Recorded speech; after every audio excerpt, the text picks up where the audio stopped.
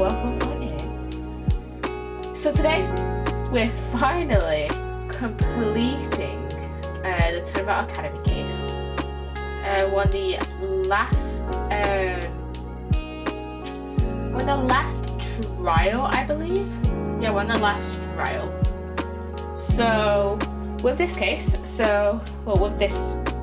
with this trial, so I believe we have 3 cross-examinations and a mood matrix, and then we've got another little puzzly thing to do as well. So yeah. Anyways, okay, I have a little story time from today. So earlier, I was just, I was making my tea. And I was like, you know what? I might as well check my emails. I might as well check my uni emails. And so I go on Outlook. I check my emails, and I saw an email because they'll send us random emails about stuff that's going on at uni.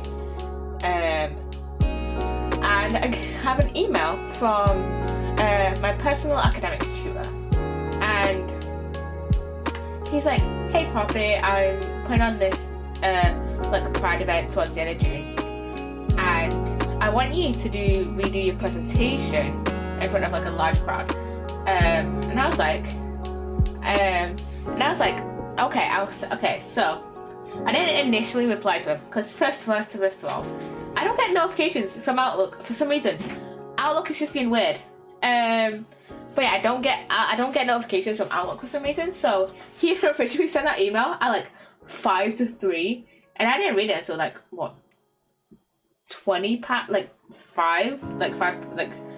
past 5, I think. I didn't read it until 10 past 5.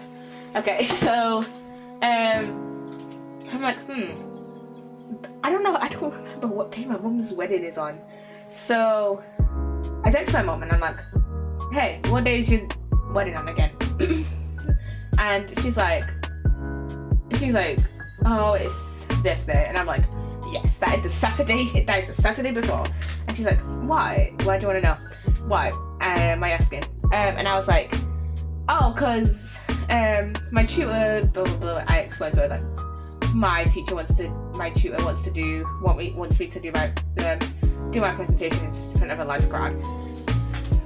And so yeah.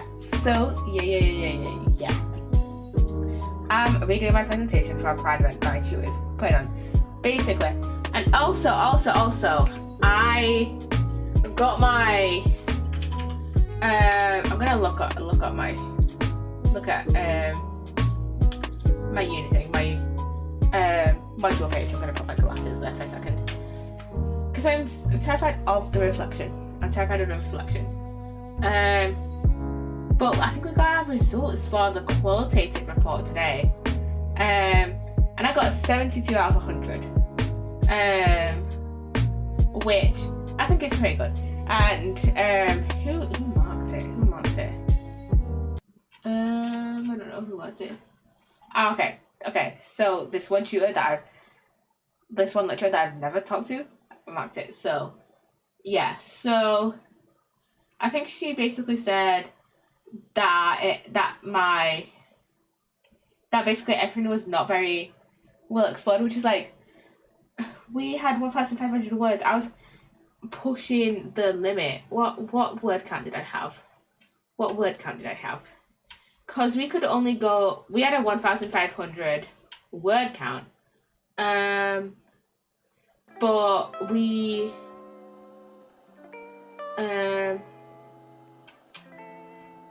and we could go 10% under or 10% over without losing any marks. And I had 1,646 words. So, and if you can't see the correlation, 10% over would be, we basically had 1,650 words. 10% over would be 1,650. So yeah, I was pushing it. I was tempted to remove one of these sections here, one of the sections in the discussion to further explain it, but I just didn't. I mean, I did get 72 on it, so I'm just glad I passed, basically, because 40 is a pass. I mean, it it's not like my final grade because they have to send it to the assessment board in June. So these are just like what the lecture grades are, and not like what the assessment board what actual grades will be. So yeah, but at least I'll probably pass. And I got what did I get on the quantitative one? 68. The only reason probably that I got like slightly more on the qualitative one, despite the fact that I hated doing it, is because the quantitative report was my first time like actually doing a report, while with the qualitative report I kind of generally knew how to kind of do it now because I already done one before. So I kind of knew the structure, and I copied the structure of my quantitative report because my tutor who I had before Easter, he left the last week of Easter, the second week of Easter break. The tutor I had before Easter said, "Oh, it's all fine, just change a few things," basically. So I basically copied my structure of that, basically. I mean, I didn't like copy it word for word. I was just like, trying to see what I did well on that assessment and trying to replicate it on this one, on the qualitative one, if that makes sense. So yeah, did we get the results for the? Well, okay, we haven't gotten the results for the test I did. I'm gonna check my emails again. We'll probably get it this week. We'll probably get it this week or like start of next week. Cause literally the qualitative report was originally due on like the Friday before. The Friday before the test. But the tutors changed it to the Sunday before the test, so they gave us a couple extra days. And so yeah, they'll probably have the test marked by like end of this week, start next week. So yeah. Oh shit! I keep forgetting to change my game capture. I keep actually forgetting to change my game capture on here. Anyways, let's actually get into.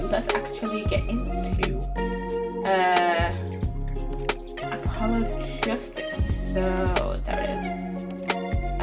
Do I need to resize it? No, I do not. Sometimes I need to resize it. Sometimes I need to resize the game things because other games have like weird sizes and dimensions when they're like captured in OBS. Okay, we're back in the defendant lobby. Number 3 to be exact. Here's Apollo. Were you able to sleep last night? Huh? Oh, sleep. Sure, I slept. For a grand total of 0 hours.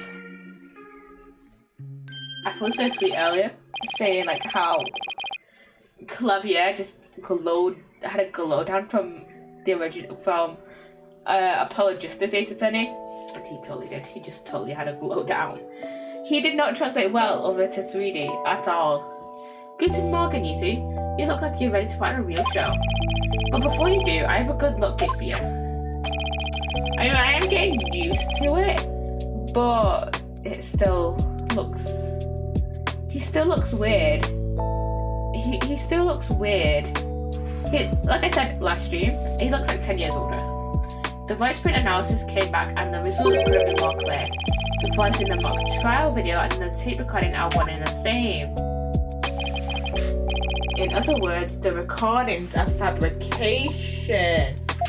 Oh, okay. So that piece of evidence the prosecution used is just totally screwed, and they have not a lot to go on. The lab is continuing their study of the tape.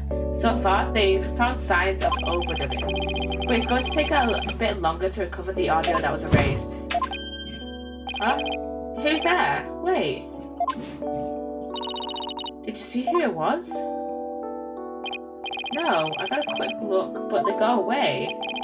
I think it might have been Hugh. I bet it was eavesdropping. Huh? Was he eavesdropping for the prosecution, maybe? For Blackwell?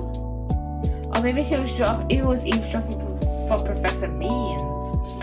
Like we said, like Professor Means has said, throughout the entirety of the last investigation, he believes in the ends justify the means. So he just wants to get Junie off, the not guilty verdict in whatever means possible, instead of I think Ian and Appel are following more similar to Professor Court's method, which is like, oh, find the truth, just use the truth try and find the truth basically, rather than trying to get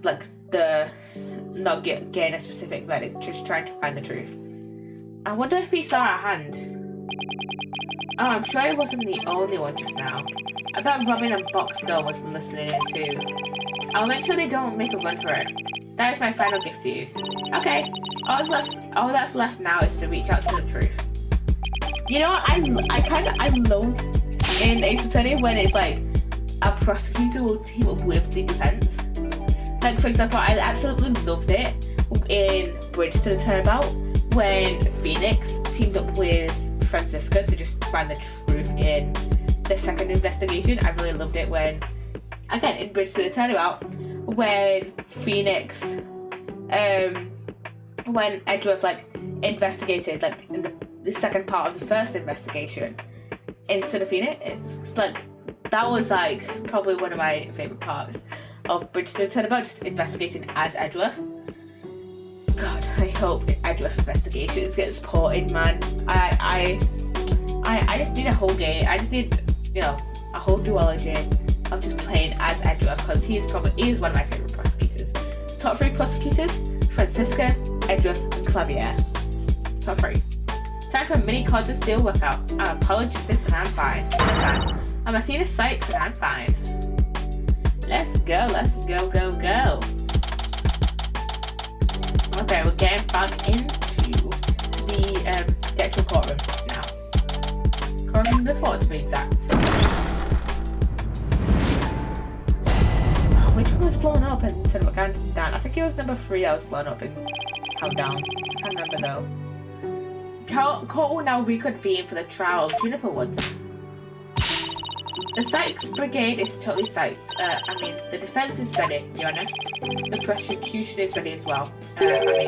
Isn't that right, Prosecutor Blackwell? Well, yes. Well, moving right along. Yesterday's adjournment was unexpected yet necessary. But I'll be running a tight ship here today, so no funny business from anybody, understood? Your boldness, Robin Newman and Hugh O'Connor have recanted their confessions. But later I shall grill them at leisure to find whether I can charge them with perjury. Well, this sure complicates matters. Still, one must not overlook the facts. Now, about the school camera photo that was submitted yesterday. A pity, but that evidence is no longer relevant to this case. The RM clock runs fast. It cannot function as an accurate measure of time. As for the bungling detective who overlooked that, he is paying for his failure as we speak. Oh yeah, because the clock was an hour fast, wasn't it? Poor Detective Fulbright. I hope he returns to work with all his body parts intact. Yeah, it's kind of... What was I gonna say? Blackwell is probably one of the scariest attorneys, because, one of the scariest prosecutors even, because he's actually in prison for murder. And we don't really know his motivations. At least with Godot, he's probably the only other prosecutor that I know of, at least, that has committed murder. But at least we know, his reason for it. He was defending Maya, from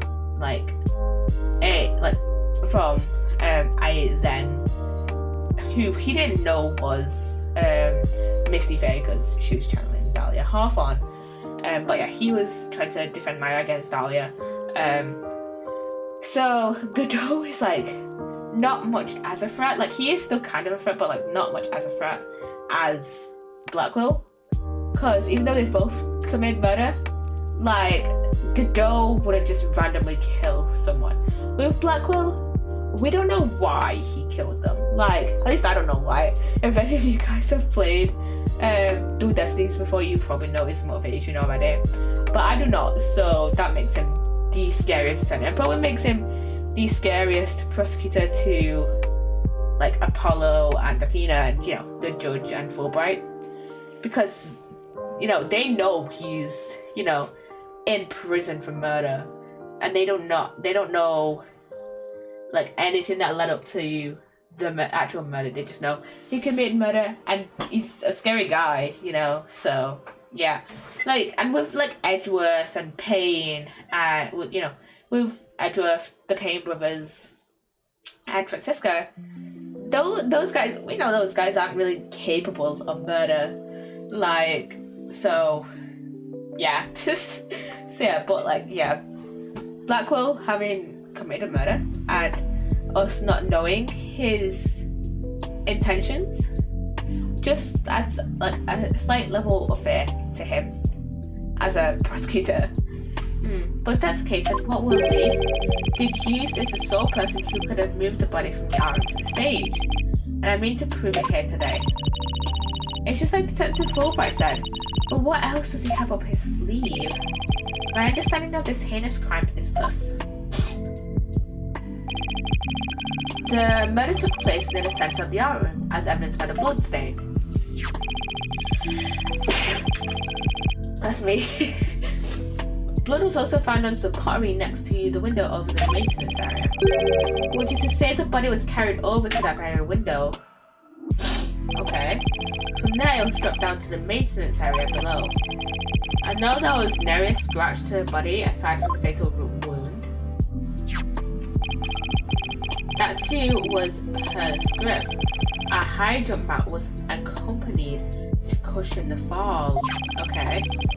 Then a ball cart was used to haul the body over to the stage. Okay.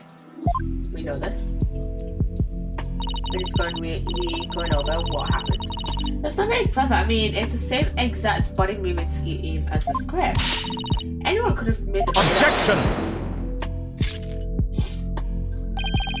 Your propensity to spew forth words before you think, it's not very clever either.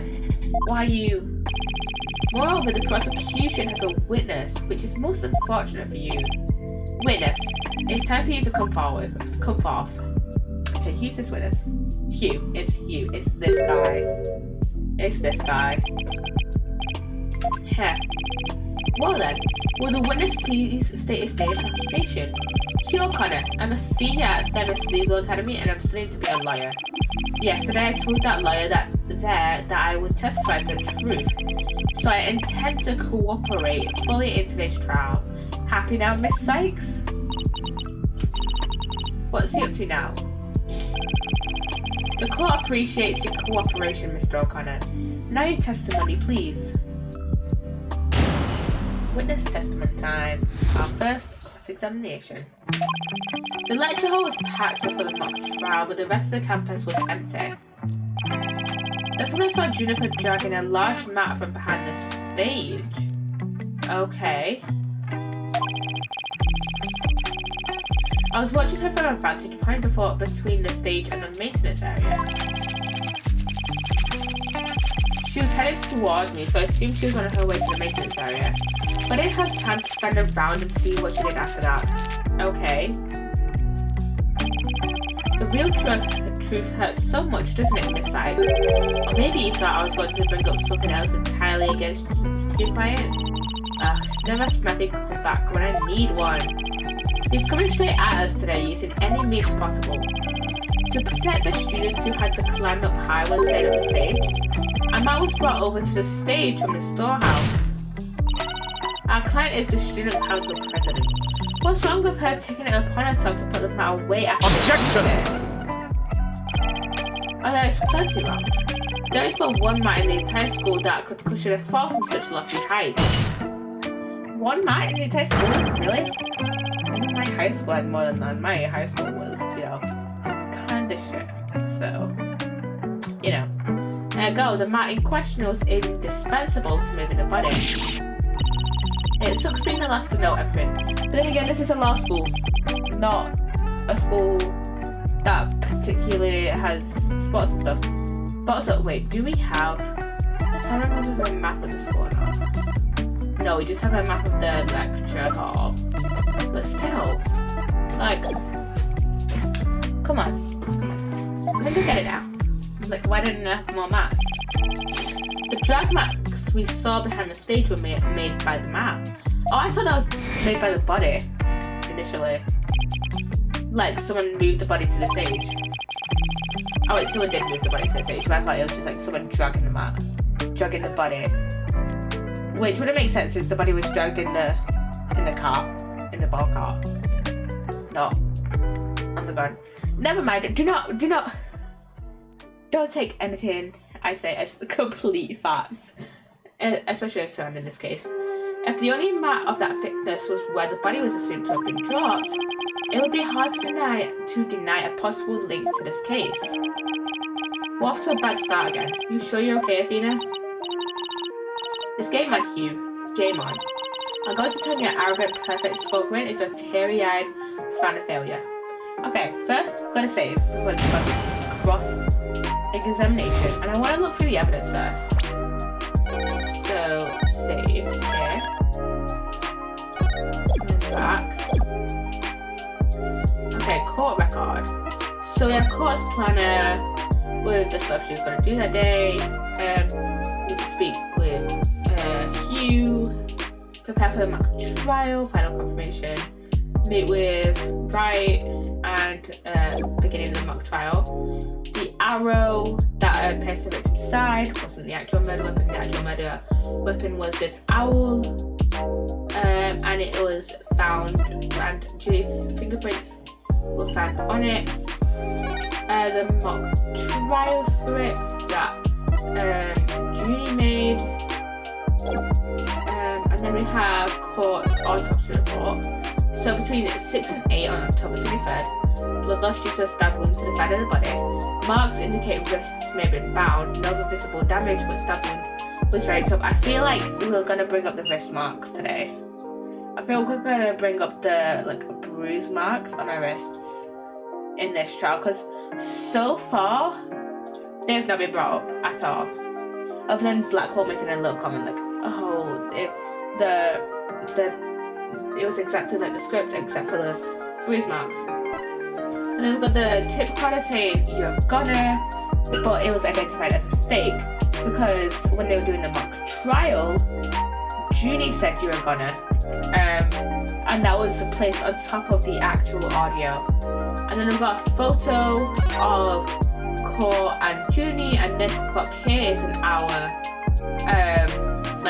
it's an hour forward. Basically, it was actually 6:05 in this picture, not 7:05. And this moon here, if you're thinking, well, it's October. Why is it that dark? Why is it that dark in autumn? Well, that's just the backdrop to the stage. And we've got the Lady Justice statue, and it was broken on the stage, but it was completely different before it was remade by Athena. This is what it originally looked like, but Athena assumed it looked like this, so she remade it like this. And then we've got this scrap, October Hugh 120. Then we've got a large banner that was hung by a wire between the stage and the art room, and some blood was found on it, but we don't know whose it is. We've got the burnt remnants of the governors. I think it's actually supposed to be pronounced governors, but I think governors is much funnier than governors. It was tossed in the incinerator and later found by Scuttlebutt. Then we've got the stage setup photos here, and that's the governor's one, and that's the school banners, and then we've got the backdrop here. As you can see, the art room was probably one of these rooms up here. We've got the Clavier's statue, and I assume this one is going to be Phoenix's statue. And then we've got Robin, and we've got scenes talking to each other. And then we've got the voice print analysis. This device shouting you're gonna belong to Jennifer Woods. Device is a perfect match. Testing is underway regarding signs of post-recording editing. The tape has about 10 minutes and 35 seconds of noise requiring further testing. And then we've got a diagram of the lecture hall where the mock trial took place. And then the people we have in this trial are Apollo, Phoenix. He was like at the very start. He is very not relevant. Just like Trucy is. She is also not really relevant to this case. She was just at the start. Professor Means, who is the lead of the lawyer course. Professor Court, who is the victim and was the course lead of the judge course. We've got Jennifer Woods, our defendant, and Athena's childhood best friend. Hugh O'Connor, who, well, it is being shown that he is being we are being led to believe that he is, and I should maybe shrink my webcam a bit. But we are being led to believe that he maybe is the potential killer. But I'm not so convinced. I'm more convinced that maybe Professor Means is the actual killer of Professor Court. Do I have any facts for this belief? No, but Professor Means is sketchy as fuck. I do not like him. And if he was the actual one that killed Professor Court, I would not be surprised.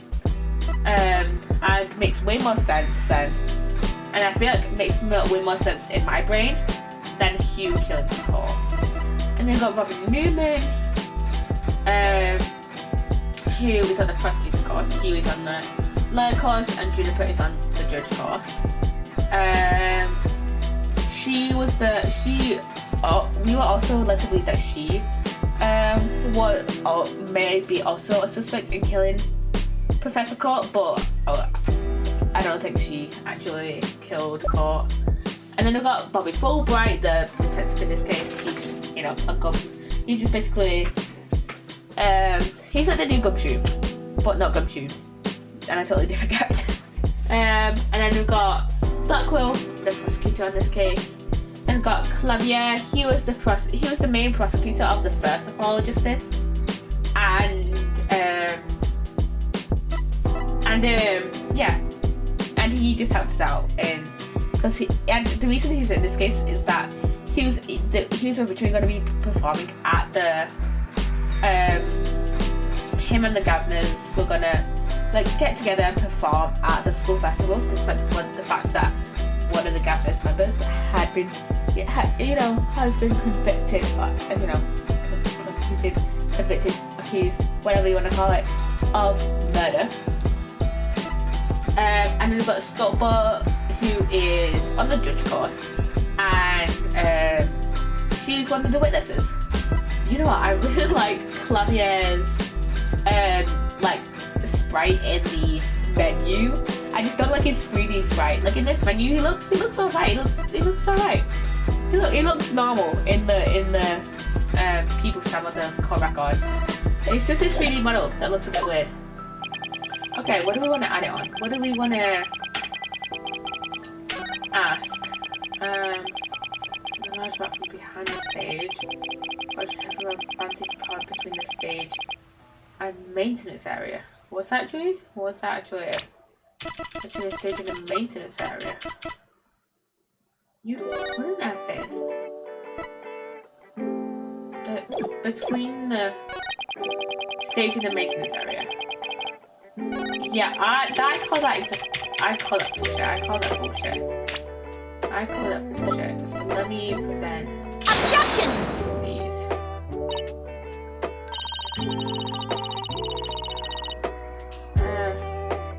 So you saw the back of the stage from between the stage and the maintenance area. Well, let's take a look at this photo taken by Miss Scuttlebutt, shall we? This photo shows the students setting up the stage the day before the mock trial. Do you see the big construction screen to the right of the stage in the background here? Oh yes, in fact there were a bunch of those next to my house until a few days ago too. It was so noisy behind that, but I couldn't take a peek. Oh, how it piqued my interest. Exactly, Your Honor. You cannot see past such screens. That is their purpose. Now let's see, how exactly is that screen positioned again? Aha, since it was just to the right of the stage, it should be right here. And from this vantage point, the witness claims to have seen our client behind the stage backdrop. Alright, but the screen would have been completely in the way. That's right, therefore, the witness couldn't have possibly seen our client from this point. Yeah. So your testimony is questionable. Order, Mr. O'Connor, have you been lying to this court? The screen. Right, it must have slipped my mind. What? I tell me you, Mr. Genius, forgot something as literally big as that? There are two kinds of memory lapses, the normal kind you mouth breathers have, and a genius level lapse is a memory that people like me have. Why don't you just admit that it was a normal everyday brain fart already? Will the witness now please restate what he remembers minus the lapses of memory? Hey, that sees it. I was on the other side of the screen. In other words, I witnessed Juniper from the stage side of the screen. Objection! No! You're testifying that our client was behind the stage. But need I remind this court, the back of the stage is now visible from the front. To actually see our client behind the stage from the stage side of the screen. The witness himself would also have to be in the same area behind the stage, which causes the question, why didn't you stop her? But in that case, our client would have definitely seen Mr. O'Connor. Yeah. Nice one, Athena. Objection! Alright, Gordon boy. Is this not your chance? Telling the truth will be like a weight lifted from your chest. The truth? What truth? The fact that Gordon boy here was where he initially stated. That is to say, he was between the maintenance area and the stage. Objection! But then the screen would have blocked his Objection! view. On the ground, yes, his view would have been blocked indeed. But consider how smoke always wants to rise up high. Athena, look at the photo again. Do you think he's the guy in the crane, like I said yesterday? Something on the other side of the screen, something high enough to see the stage. No way, there's a crane right here. I don't remember seeing a crane down there in the mock trial. Me neither, but it's probably safe to assume it was moved before you found the body. That's fine enough, Prosecutor Blackwell. Remember, you promised. I can't make no such promise. It was you who came blubbering to me about keeping quiet in exchange for information. What's all this about a promise? Is this about whatever Blackwell is using against him? And what's it got to do with going into the crane? Gordon Boy did not go up in that crane for fun. He was working part-time as a crane operator within school grounds.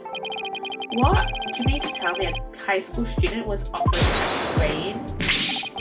The witness, I mean to object to the prosecutor's last statement. There's no proof I ever operated that crane. Actually, there just might be something that proves you did. Huh? If this whole part-time job thing is true, I doubt it would be limited to a single day. You were probably working at the same site the previous day too. Is this what you're thinking of, Athena? Yeah, oh shit. Oh yeah, I pointed out that whatever the fuck that thing is on his neck yesterday. Yet, as the court can see, this photo captured the crane's operator. And if you look carefully, he bears a definite resemblance to Mr. O'Connor. Are you serious? This is ridiculous. No, it's not. It's really not. How very interesting. Let's ascertain whether this is as ridiculous as the witness maintains. The defense agrees with the prosecution. Let's bring the facts to light. It's all very well and good, but just how do you propose to do that? The person in this photo has one really distinguishing feature. I'm not 100% sure, but it's at least worth a try. We can clearly identify the person in this photo as the witness by examining his neck. The figure in this photo is wearing a very unique object on his neck. Oh yes, you can see it right there. But then, are you saying you mean to... Mr. O'Connor's neck is almost entirely concealed by his tall collar. And that's exactly why I believe this warrants further examination. No, not a chance. That'd be a blatant violation of my privacy. You are a disgrace of a man. Now, start with that collar before I hack it off. Yeah, what's the big deal? And let's see your neck. Joel and Heathercraft. Guess I have no choice.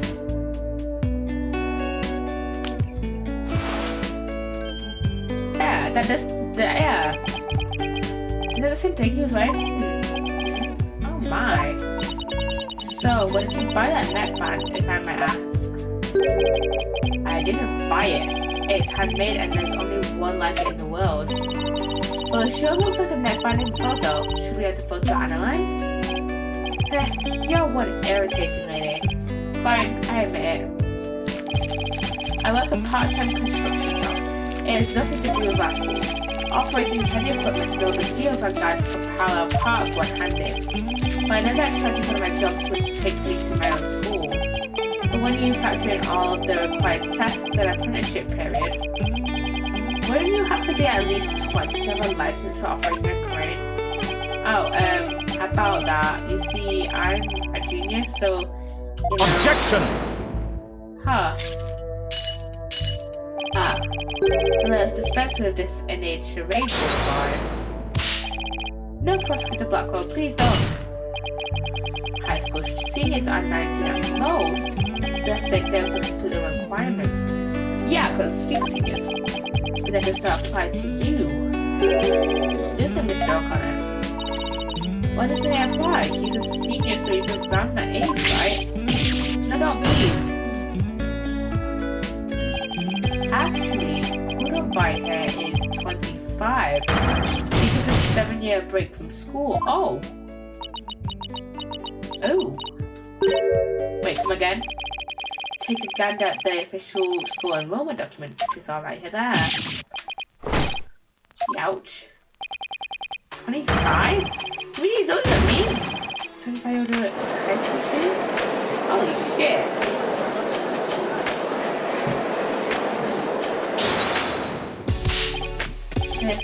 A 7-year break. 7 years. I've just one thing to say. Wait, how old is Apollo? 23. Okay, he's 2 years older than Apollo. There are two kinds of 7 years breaks. The ordinary kind you mouth breathers take. The genius kind. Objection! Okay. A genius would quickly become a chore. But a genius would quickly become a chore for a 7-year break. I think you have that backwards, Athena. Here, even geniuses make mistakes. I just happened to make mine only 7 years in a row. Only Hugh could get away with using only like that. Enough of this jibber jabber. Suffice to say the witness was up in the crane when he saw the accused dragging the map. The accused readied all she needed to move the body immediately prior to doing so. That much is clear. I see no need to deliberate the matter further. Considering that the body was moved in the same manner in the script, I find Prosecutor Blackwell's claim to be quite persuasive. Does the defense care to dissuade me? As long as a man was used to move the body, Judy is going to be under suspicion. Athena, I just thought of something. What was he doing in the crane right before the mock trial? He couldn't have been on the job at the time. I mean, he was waiting for the trial to start. Yeah, why was it? Why was he in the crane? Well, wait, that crane? Wait, you don't think... Your Honor. Yes, Miss Sykes? I've got it. I've got an amazing idea that will turn the prosecution's claim on its head. A little conjecture has never stopped us before. Interesting. Mr. O'Connor, you're using the crane to move the body. Perhaps. The body was just like it was in the script, so it must have been moved like in the script too. At least that's what the prosecution believes. How simplistic, even foolish. Those are pretty strong words, Athena. You sure about this? The witness is a licensed crane operator, so he could have used it to move the body. Yeah, exactly. Objection! Well, goodbye, care to chime in? I intend to say no more on the matter. Save that this does not bode well for you. Wait, it's on my side this time? Oh, is this another trap? Heh, what's this? I can use a bow and arrow one-handed. Wow, that's a crazy level of dexterity. I can even drive a crane with one hand, that's easy. But operating a crane itself is so complex, it requires both hands. Now, I would have the court look at this. Huh. Oh. Please tell me that's a ketchup stain. What did he sustain that injury though? You wish. My hand was injured and required surgery. That's the reason I kept my hand in my pocket all this time. I've already verified this with the hospital of treatment. Quite a nasty wound, they say. So, how did you hurt it? I see no need to discuss that. It has no relevance to this case. 2 hands are required to operate complex machinery such as a crane. Ergo, on the day of the mock trial, the witness was incapable of moving the body by crane. Now I'm the fool? Okay, he's definitely suspicious though. He definitely did something to move the body though. I planned on moving the crane the night before the mock trial, but then I got injured. Wanting to keep my part-time job a secret, I had to do it just before the mock trial instead. And I thought this was the big break we've been waiting for. Now that the defense's sophistry is laid bare, I would have the court recall my claim. The body was dropped out of the front floor window to a mat near the maintenance area. And a ball cart was used to move it to the stage. See, I've been paying attention. Do any of the bottles have blood on them though? Because surely they would have. Well done, your boldness. Now consider this. The accused was sighted dragging that mat. Ergo, it was she who moved the body. Are you sure about that? Are you really sure about that? Well, I think you're on the right track, Athena. You do? Yeah, Juniper remains the prime suspect if we assume the body was moved per our script. So, as the defense, you have to figure out how else the body could have been moved. Oh, is she telling me to think of another way besides the crane? Besides, if you have a counter-argument, this court would love to hear it. And if you do not, it's time for the verdict. Isn't that correct, your boldness? Objection! I have an idea. No, not yet. All I have to do is show that the body wasn't moved like it was in the script, right? Well, that would show that the mat had nothing to do with this case. There's a sort of great renown that cuts down sophisticated lawyers. Its name is evidence. You don't scare me. Force a smile, Athena. You can do it. What's wrong with your face, Athena? It's a weird mix of terror and creepy grin. Just focus on how the body could have been moved without it being dropped. How could anyone lower it without just dropping it?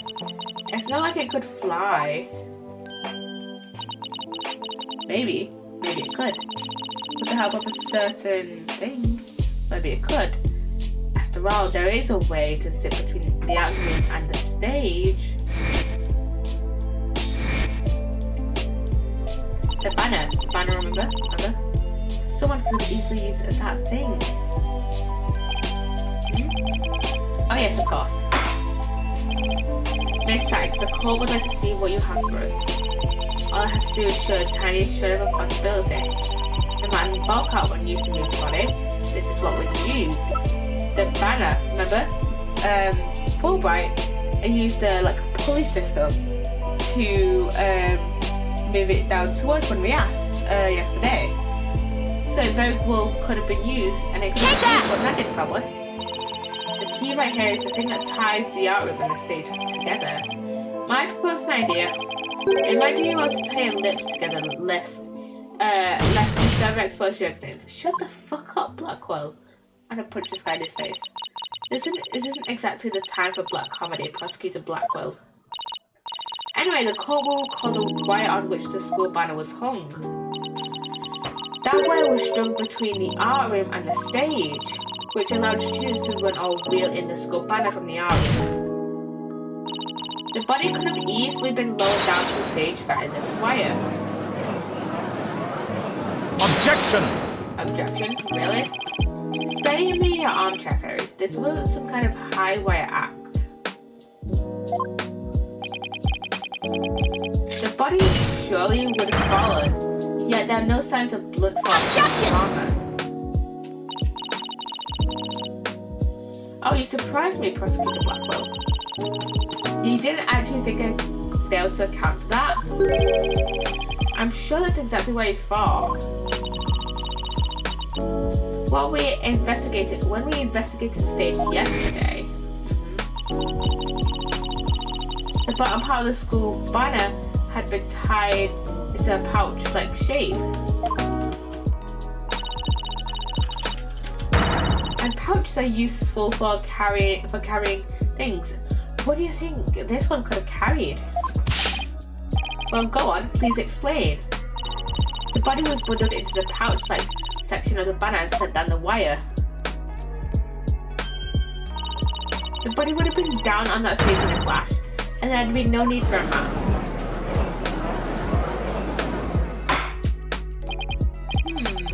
I've heard the phrase carrying the banner, but the banner does the carrying. I've no patience for you or your cheap parlor tricks. Your claim is as shaky as a corpse performing that absurd higher wire act. If you have an actual objection, then just come out and say it. I trust you recall the bloodstains left on the art room pottery. If the wire had been used to move the body, it would have to be by the window above the quad, the one with the winch. However, the bloodstained pottery was next to the window above the maintenance area. Ergo, the wire and banner had not at all to do with this case. Oh, the bloodstained pottery. I remember that. This doesn't look good. We'll be back to the mat fairy if you don't do something. Well, Miss Sex, I hope you have something better this time than a circus act. If my wire theory is true, then the blood on pottery must not have been the victim's blood. Surely. Maybe it's not the victim's blood. Did we actually check it? Did the police check to see from whom the blood on the pottery came from? Shame on you, Sex, don't know. Have a little more respect for the constabulary. Hello, Fulbright. Idiot. Fulbright. Why is it with prosecutors calling everyone fools? First Francisca, now Blackwell. Looks like they didn't check it. I don't let it get you down, Prosecutor Blackwell. Everyone makes mistakes. Spare me your cheek. We will know not either way to the test someone. True, but in the meantime, I'm going to press my claim as far as I can. Your boldness. I demand that the blood on the pottery be analysed this instant. Of course, it shouldn't take long to get the results back.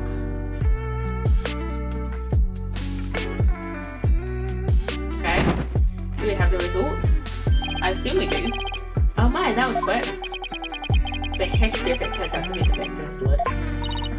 Please let it be someone else's. What? It seems the blood was not from the victim. What?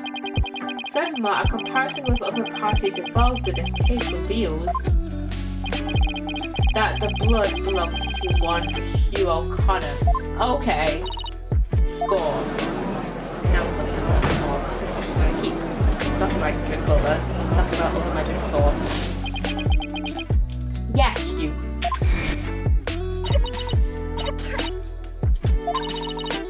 Don't worry, Junie. Just try to relax. Hugh's hands. His hands were dripping with blood. There's these. There we go. Wait! That injury in his hand. It wasn't from before the incident. It was from the incident. Your Honor, as we saw earlier, the witness's left hand had suffered a serious injury. I keep needing to sneeze, which is why I mute my mic. Oh my god. I hate hay fever, but you know I hate worse? I took an antihistamine yesterday before work, and my throat just felt like shit. I don't take water with my tablet with antihistamines, so maybe that was it. But I swear, I could just not I felt like I could not breathe properly. So my throat was really dry. The back of my throat was really dry, and it's still a little dry now, but it's not as bad as it was even earlier this morning or yesterday even. Yana, as we saw earlier, the witness's left hand had suffered a serious injury. He sustained the wound in a struggle with the victim, and his blood got on the pottery. And Julie saw his blood-stained hands as they passed each other in the first floor hall. Welcome in, that nature guy on YT. Where's my girl Athena at? Oh my gosh, there she is. Our wonderful Athena. Welcome on in, nature guy. How you doing?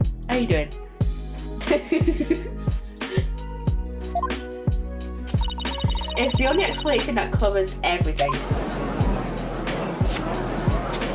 Objection! Why was there a bit of info in my thing? In my lid?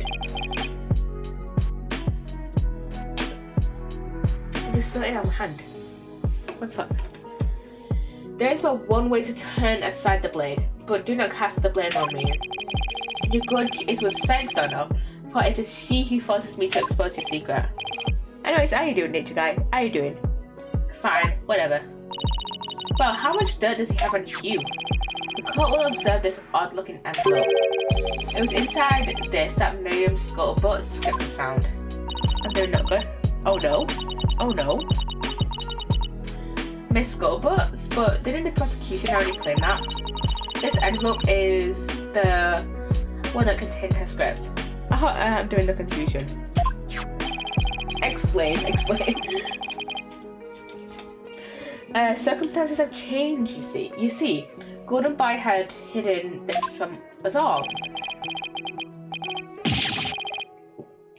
Let's see here. My word. Talk about the world's most painful paper cut. Indeed, you can clearly see that if this envelope is not opened correctly, playing the original Phoenix right is sitting on case 1 justice roll.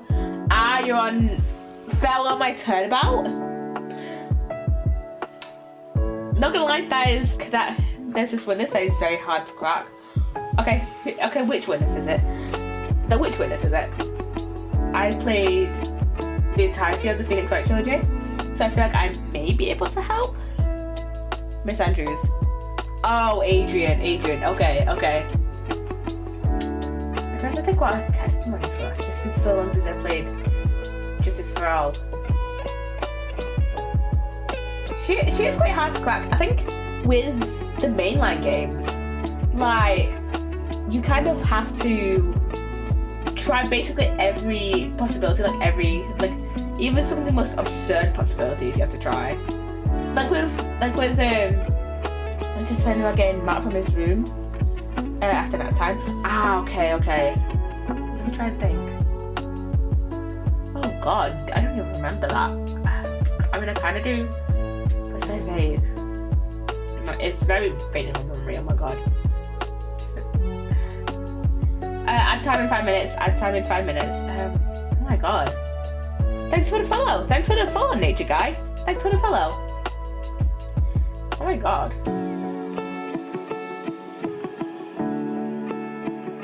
I can remember I can barely remember the text that the thing she says. I can remember the pictures that'll come on scene, that'll come on screen, describing what happened, showing what happens. I can remember those, but I can't actually remember what she says. Oh my god. Why can't I remember? The thing is, the fellow my turnabout is, it was time for the show to start, so I went to get Matt from his room. Okay. I vaguely remember that, but it's been so long since I played Texas for all. After that, I went to Juan's room. Okay.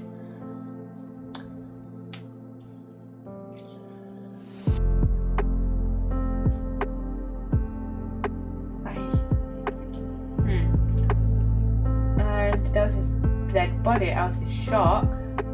Okay. I kind of remember this now. I kind of remember this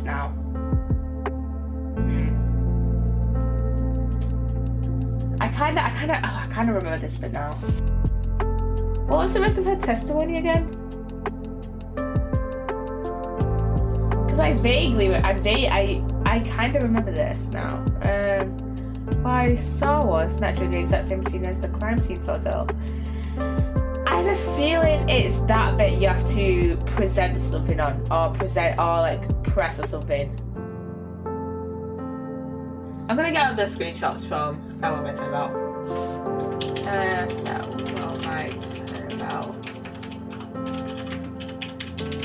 Just so I can more easily, I'm actually just getting the things. The screenshot. So I can remind myself of this. Adrian Andrews. Why can't I remember this?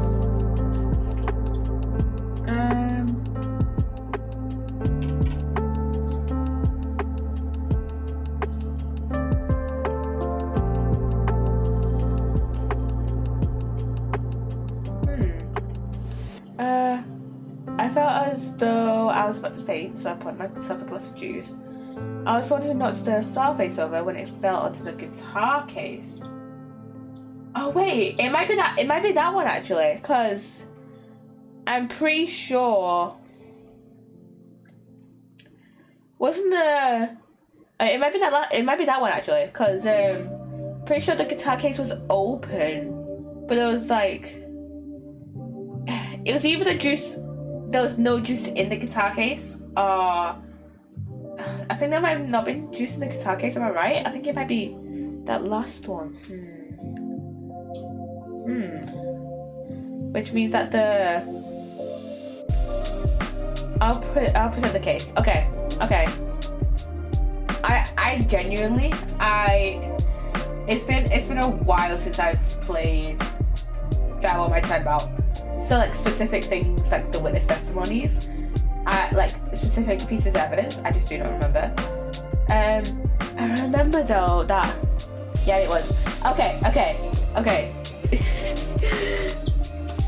I remember something about the case being open, but obviously the juice had spilled, and so but the juice wasn't in the case, so the scene wasn't exactly. Thank you so much. Of course, nature guy. Always here to try and help help as much as I can. And so the scene wasn't exactly the same as in the crime scene photo. So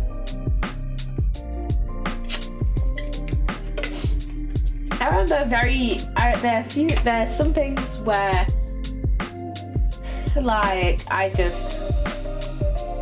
like I can remember it kind of, but not really. There's some things where I can vaguely remember it. So yeah, at the end we'll start soon. And why has my ad block just been weird?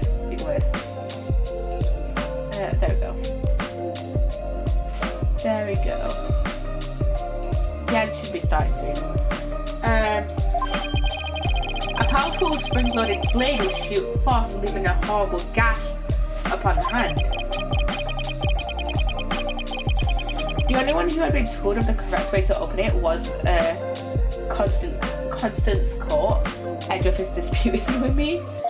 Yeah, that's what Edgeworth does. He does that all the time. Well, does he know I'm sleeping with his sister? Oh my god. You don't want to see my script that bad? Well, you better watch out. Read it without my permission, and you'll wish you hadn't. Yikes, Miriam wasn't kidding when she said that. Francisca Fun Karma, yeah. Francisca Fun Karma. one of my favorite prosecutors actually. And it's ad time. And I don't know why my ad doc is being weird. However, she's in the best girl in the series. You know what? I kind of agree. Yeah, that's an ad. Actually, there is an ad, yes. I shall wait. I shall wait for the ad to end. So, okay, I'm gonna wait until the ad, so it says the ad has fully ended, or until one of you guys say that the ad has ended. But yeah, I don't know what to talk about. My ad doc and the little ad break in progress thing that comes up in chat, I've seen 2 different times left of the ad. Like the ad break in chat is saying a few seconds, and it's just ended. Back. Okay. So she's in. I agree that she's in, like, the best girl in the series. I think it's probably Maya, to be honest. Maya. Now back to where I left off. Yeah. Maya, probably best girl in the series. I love Maya. Absolutely love Maya. She's great. The blood on the blade is the witnesses. Our genius here tried to take a peek at the wrong script and paid for his foolishness.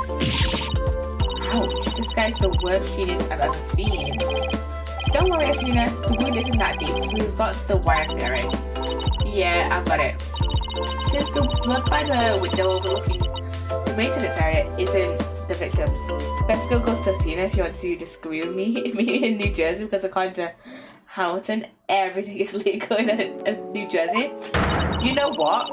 I can't disagree with you actually. Athena is great. Athena is bloody amazing, honestly. I think I've seen so many people like just being like, oh, Athena's shit, Athena's blah blah blah blah. Athena just does not deserve the hate she gets, honestly. Athena is just a great character.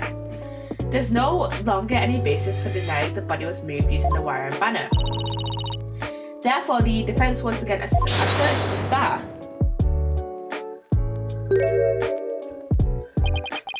You call yourself a lawyer? Heh. Don't you see the glaring contradiction in your thinking? Huh? The court would like to remind the witness that his role is not to point out. Heh, and you, how can you adhere to such outdated beliefs? But whatever, however, the best character including male goes to Jake Marshall. I like Jake Marshall actually. I don't think he's my favorite character, but I think he's still a pretty good character. He's just not my favorite. Overall, I think it's just that I think with Rise from the Ashes, the rest of it is just that guy. You know, real. He's a pretty good character actually. I think with me, I just have like a slight issue with Rise from the Ashes. Don't get me wrong, I love Rise from the Ashes. It's just that it feels very out of place being the like 5th case in the first Apollo Justice. I wish they brought him back instead of looking it up.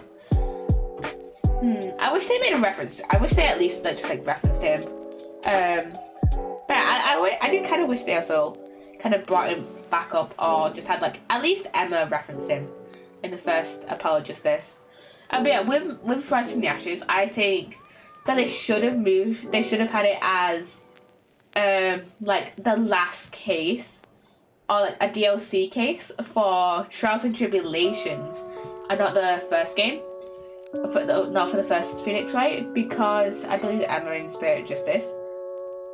I believe Emma is in Spirit of Justice. Okay. Then we got a little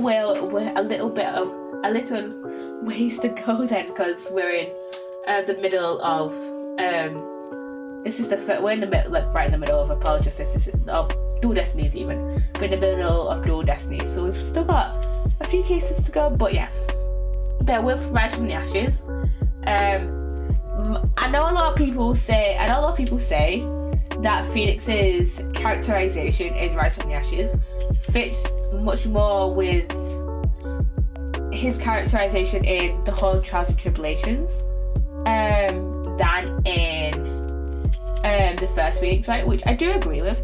But my main thinking of like why Rise from the Ashes should be in Trials and Tribulations is that it could have served as like kind of like a transition from Phoenix Wright to Apollo Justice because of the gameplay purposes. Because if you think about it, they had like the fingerprinting and stuff, and that was used in the first Apollo Justice. And the thing is, though, the fingerprinting was never used again in the Phoenix Wright trilogy. But it was used in the first Phoenix Wright, and it's not been used in Dual Destinies, and I don't know if it'll ever appear, but it could have served as the transition between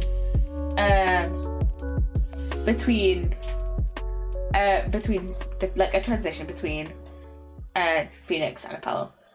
So what's the order of games in Apollo Justice trilogy? So we have Apollo Justice Ace Attorney, Dual Destinies is the second game, and then Spirit of Justice is the first game. I agree with thinking. I think Turnabout Beginnings should have been that case. I think Turnabout Beginnings.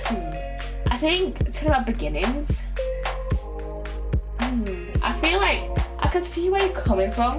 I think for me, I think it still fits within Trials, just because it serves has further characterization of like Dahlia, and kind of provides more context for Dahlia, because she's like the main villain of Trials and Tribulations.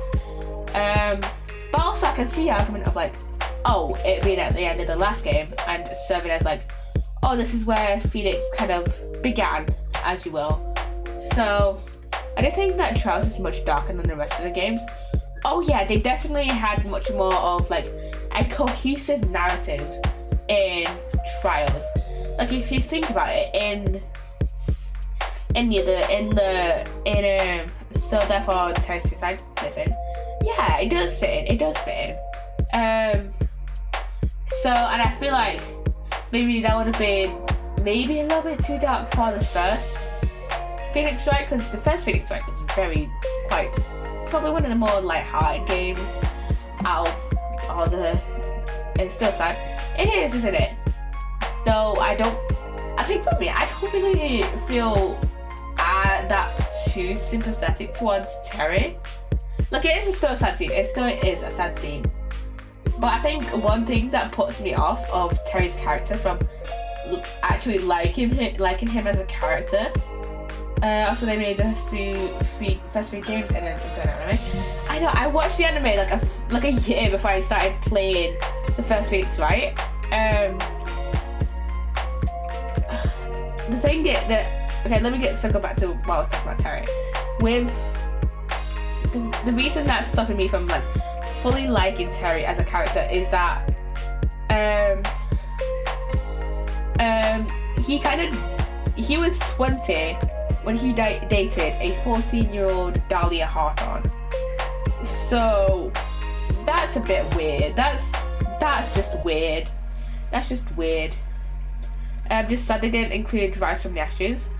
I am as well, but I kind of understand it in a way, because if you think about it, the only characters that stayed the same and were in Rise from the Ashes that had been previously introduced in different other cases were Phoenix, Edgeworth, I can't remember if Gumshoe and the Judge. The rest were basically completely. Was Gumshoe in it? I can't remember if Gumshoe was in Rise from the Ashes or not. Again, it's been a while since I played Rise from the Ashes, but I feel like it would have slightly thrown off a lot of people, because if you think about it, Maya was replaced with Emma, with Lana, who I feel like with Lana, we did get Northwood Turnabout Express though, which is my favorite anime case. Northwood Turnabout, it's an amazing case. That is an amazing case. But yeah, so I feel like with Rise from the Ashes, I don't know. I understand why they didn't add it, because it was like a lot of the characters were extremely like new characters and never showed up again in Phoenix Wright. And like I feel like a lot of people would have kind of negatively reacted to an anime adaptation of Rise if it was like an episode in the Ace Attorney anime, because like I feel like a lot of people would be like, oh, they replaced Maya with Emma and then she's just never seen again. I feel like Rise from the Ashes would fit more in like if they ever adapted Apollo Justice as an anime. Like it could have acted as like, you know, the prequel. They could have added it in with the, you know, all the episodes they adapted from the first Apollo Justice. Like I feel like just Rise from the Ashes would fit more in with an Apollo Justice anime rather than Phoenix Wright. I feel like Rise would fit more in Justice for All. Maybe. I think I always think that I would fit more in with Trials as that transition from Phoenix Wright to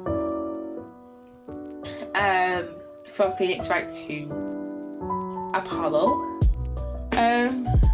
But yeah, I kind of agree with you that it doesn't. That kind of it would fit me if maybe it would have fit in Justice for All actually. Not gonna lie, in the Phoenix Wright trilogy, I do think that Justice for All is like quite like weak. I think I figured out the order to play our games in. Yeah, I think with I think with Justice for All, that's the weakest game. So maybe it could have been uplifted by Rise because that's such a good case. I think the main reason is that Turn About Big Top such like brings down Justice for All for me. I mean, with Fair All My Turn About, that's a great case. And then the other cases were like just okay cases. They're decent cases. But yeah, the Chronicles, I assume you mean Phoenix Wright, Investigations, and Apollo Justice trilogy. Yeah, that's understandable. That's timeline honor. Now for me, I played Phoenix Wright first, and then now I'm playing through both Apollo Justice and Chronicles, and I'm just hoping that Capcom releases an Investigations remaster like they did for Apollo Justice, Chronicles, and Phoenix Wright, because you know I'm hoping for an Investigations like official translation into English, and yeah, and I'm also hoping for a remaster of the Professor Layton Ace Attorney game, but I doubt that'll ever happen because probably there might be IP issues with Professor Layton, I'm not sure, but yeah. Investigations 1 Pursuit is best pursuit. Prove me wrong. Is it bad to say that I don't listen to the Ace Attorney soundtrack a lot? Like even now, if you haven't already noticed, I have music turned off because I'm slightly afraid of like copyright or Capcom copyrighting my VODs on YouTube, so I just keep music off. But I do have like the majority of the Ace Attorney like soundtracks on my Spotify. I just haven't listened to all of them because it's like a shit ton. But yeah, it seems you've forgotten the two statues that were on stage directly below the wire. Our body, since sliding down to that wire, would have crashed into them. Can you explain that away? They were broken statues. But I believe he's right. The statues and the wire are extremely close together. So the body would have collided with the statues. what if they did collide? Wait, that's it.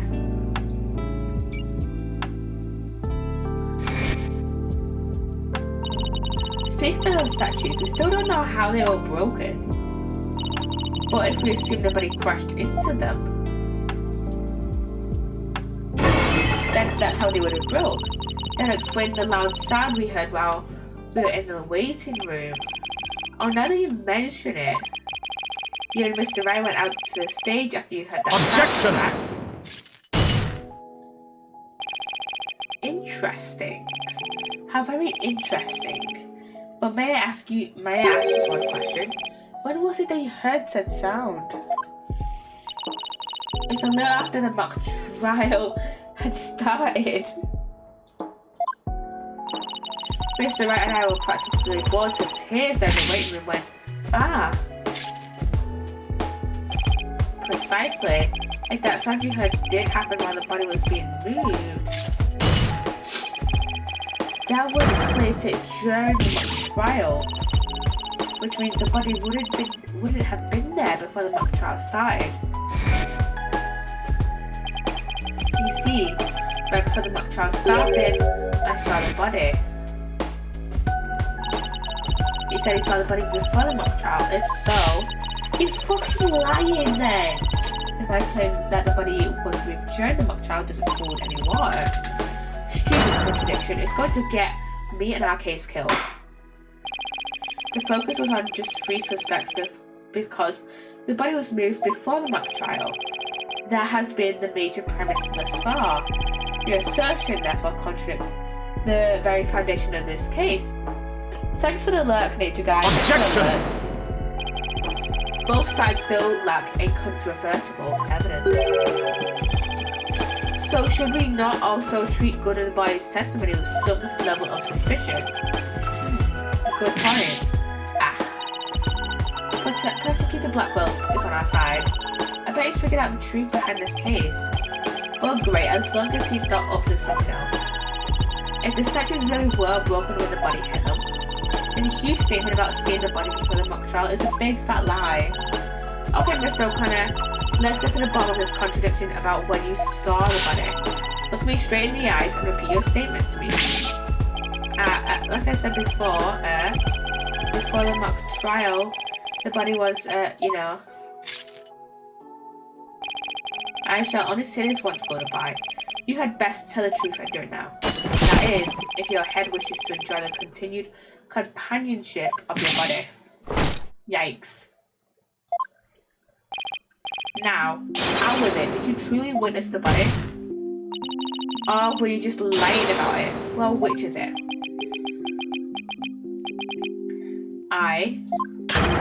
You are. I never saw the body. We knew it. We fucking knew it. Are you sure about that? Lie to this court again and I'll charge you with perjury. There was nobody on that stage. I've been lying about that this whole time. I'm sorry. Yes, we've exposed Hugh's big lie for what it is. But why would he lie about this to begin with? Order. The base premise that the body was moved before the mock trial has been overturned. I imagine this has an impact on both the defense and the prosecution's case. Well, first I'd like to thank the prosecutor. This brings us one step closer to the truth. Now, at least we know the body was moved using the wire and school banner. Indeed, that much I shall concede, Sex Donna. The body was moved as you stated and in the midst of the mock trial. So both sides are satisfied then? If the body was moved before the mock trial, we have our 3 suspects. But if the move took place in the midst of the mock trial, it's an entirely different story. Right, all 3 suspects were in the mock trial. That gives them solid Objection! How simplistic. Did you forget about the student in charge of the audio? At Miss Mock's trial, she was the one soul who could leave and re-enter the lecture hall. Who is this person in charge of the audio? Oh no, how could I forget? It was Junie. Hey, what's the deal here? Where's Judy so loud in the shot? Juniper was also in charge of the audio. When she wasn't in the trial, she was also in the audio control room dealing with the music. Indeed, the one who could enter the art room amidst the mock trial to move the body was none other than the accused, Juniper Woods, because she was in charge of the audio. No! Why yes, I see. That does make perfect sense. This can't be happening. Instead of exposing Hugh's crime, Judy's in even deeper. No matter how you slice it, we're hooked. And here I thought Prosecutor Blackwell was on our side, at least on this issue. The twisted samurai strikes again. Twisted? It's more like dirty rotten. Your boldness. It is time to put an end to this farce. The prosecution has presented a quite convincing case, while the defense has one less chance to voice any remaining objections. Well, Miss Sykes, Apollo, what are we going to do? I've got nothing left. Nothing. Nada. Niente. I've been trying to think of something, but I'm drawing a big blank too. Ugh, poor Junie. Unless we figure out something, she'll be... Objection. Well, I object to... Who's that? Hugh? What are you laughing about? Stop right there. All is to me. It's time you heard about the rare genius of Hugh O'Connor. Okay. Listen and you will hear a secret behind my perfect crime. Perfect crime? Okay.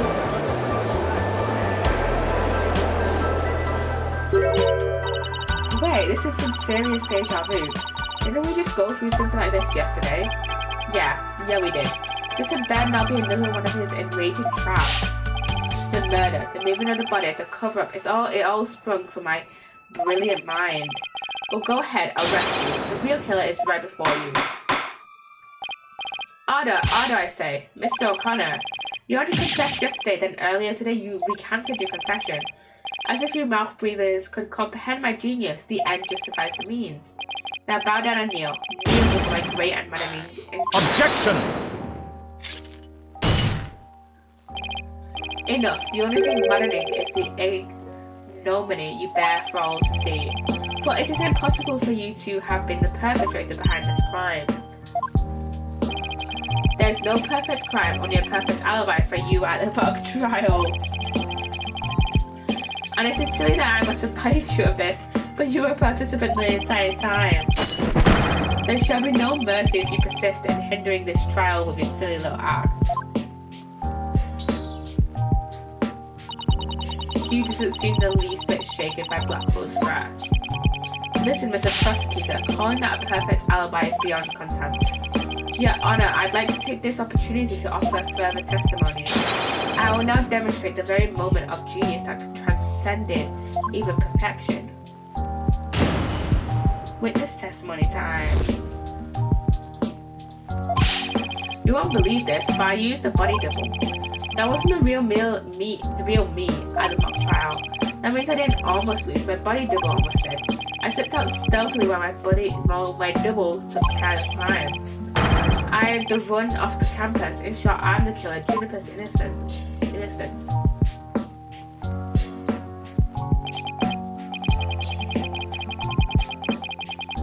I have a question. I was hoping the defense and prosecution might have answered.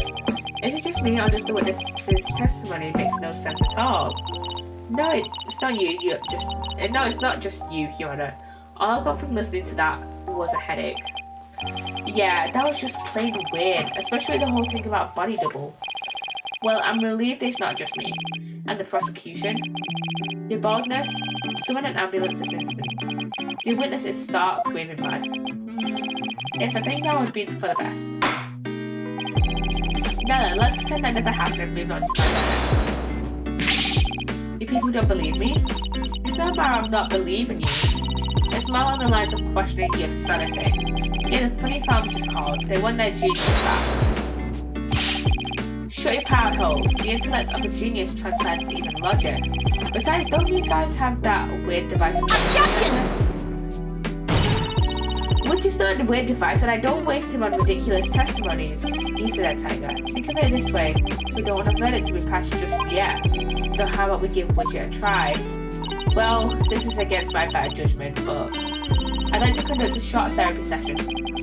Your better judgment? I'm a judge, and it's far beyond mine. Yeah, I find it hard to say no.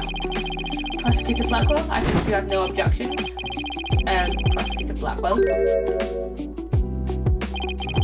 The prosecutor said, rubbish. We will be out on a stroll and left with Detective Fulbright. How does he get away with stuff like that? But now, it's something that has meaning he has no explicit objections. Alright, Miss Sykes, you may proceed with your therapy session. I've seen my share of crazy trials, but this one takes the cake. Okay, come on, Widget. We've got a new matrix to do. Okay, time to save first though. Time to save first. Oh. Okay. Save here.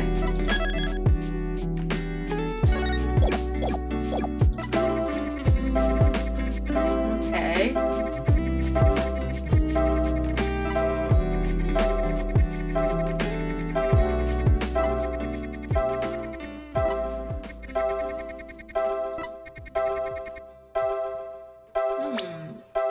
Maybe he is doing this just to get Juniper in a Got it! Mr. O'Connor, yesterday you said that you didn't really care about Miss Woods anymore. I already told Juniper, so I might as well tell you I don't really care about her anymore. What? Why? Well, Juniper reported my secret to Professor Core. His secret? Oh, the bribe. She wanted nothing to do with me because I had disappointed her. That's why I don't care about her anymore. I was never trying to protect her. My confessional was always about one thing, and one thing only. Objection! The truth. Mr. O'Connor, you feel great happiness in the fact that you might help set Miss Woods free. So much so that it overshadowed all your other emotions. What are you? I can hear it clearly now, Mr. O'Connor. The discard you've been trying to suppress. People don't normally feel like you do when you confess. So Huey really was trying to protect Juniper? Yeah, I'm sure of it. Hugh's feelings for her are the real deal. Okay, we've got his noise down about 90%. But that means his confession is finally figured out the obvious, have we? Hey up, Blackwell. Hey up. Hey up, blood. Why, Prosecutor Blackwell, you're back? The confessional's not but lies, save for the part about being in the mock trial. Can we all agree now that the killer is the one in charge of the audio, i.e. the accused? Why couldn't you have taken a longer stroll? No, you haven't unraveled the genius of my body double trick yet. You can't be serious. Do you really expect us to believe you had a body double? Yeah, I do. But if you think I didn't, then prove it. Either we quit here, Juniper is found guilty, or we play along with Hugh's delusion. Let's go with the least worst choice. But first, let me update his testimony. Okay.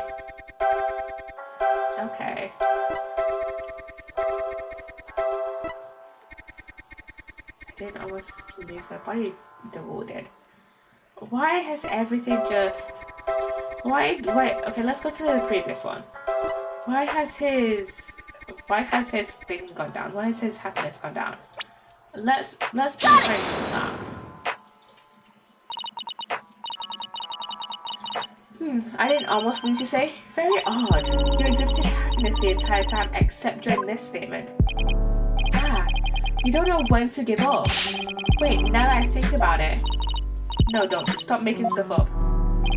When I left the lecture hall, it was during Professor Mead's pre-trial speech. That's when I moved the body. I then slipped back in just before the verdict. So saying you were there, you were there the moment your the ball was about to lose? Yeah, I was. Naturally, I wasn't happy when I saw that. In any case, I was at the far end of the lecture hall behind the screen. I figured no one else would know and see me if I came and I went through the doors there. Objection! There's no way. There's no way. Thanks, Donna. How much longer will you indulge him in this charade? Well, it's true that none in the audience might see him go through either of the doors. The faculty seats on the balconies are a different story and have a splendid view. Yeah. They could do better than that. The lawyer's bench is on the right side when facing the front of the hall. I used the door on the right side near the lawyer's bench. That means my movements were only visible to someone in the left balcony seat. The seat was empty at the time, which is only natural. Were you on the wrong side then? After all, it belonged to Professor Court, and as we all know, she was already dead by then. But wasn't Professor Court on the right side? That can't be right. The empty balcony seat on the left side contradicts this piece of evidence. Let's have a look at the diagram. Look, Professor Meads was on the left side, not Professor Court. Professor Court was on the right side. Take that! I have no idea where this contradiction is going, but I don't have any of the moves at this point. Guess I'll just have to follow it and see where this takes me. You said the left balcony seat was empty, but was it really? I saw it with my own eyes. It was definitely empty. But what about this diagram? According to this, Professor Meads was supposed to be seated in the left balcony seat. Unless Professor Meads is the actual killer. Like I said yesterday, because he is sketchy as fuck. But if you left the lecture hall during his pre-trial speech, he would have been standing there in his seat addressing the students and faculty. I know this can't be right. It is right. You do no one any favours by exposing the falsities of his confession. I've told plenty of lies so far, but this part is true, I tell you. There was nobody in the left balcony seat. You've got to believe me. It doesn't seem like he's lying this time. Okay, Mr. O'Connor, let's have you testify again, but this time don't spare any details. You got it, I'll repeat it as many times as you'd like. I mean, my ingenious escape act warrants repeating considering I'm the real killer. All I really care about is whether that seat was empty or not. Okay, info update. The second floor was deserted. Why won't you believe me? It's true, I tell you. Okay. I went out through the back door without anyone noticing. Then all I had to do was go through the empty audio control room. What did he say? Got it!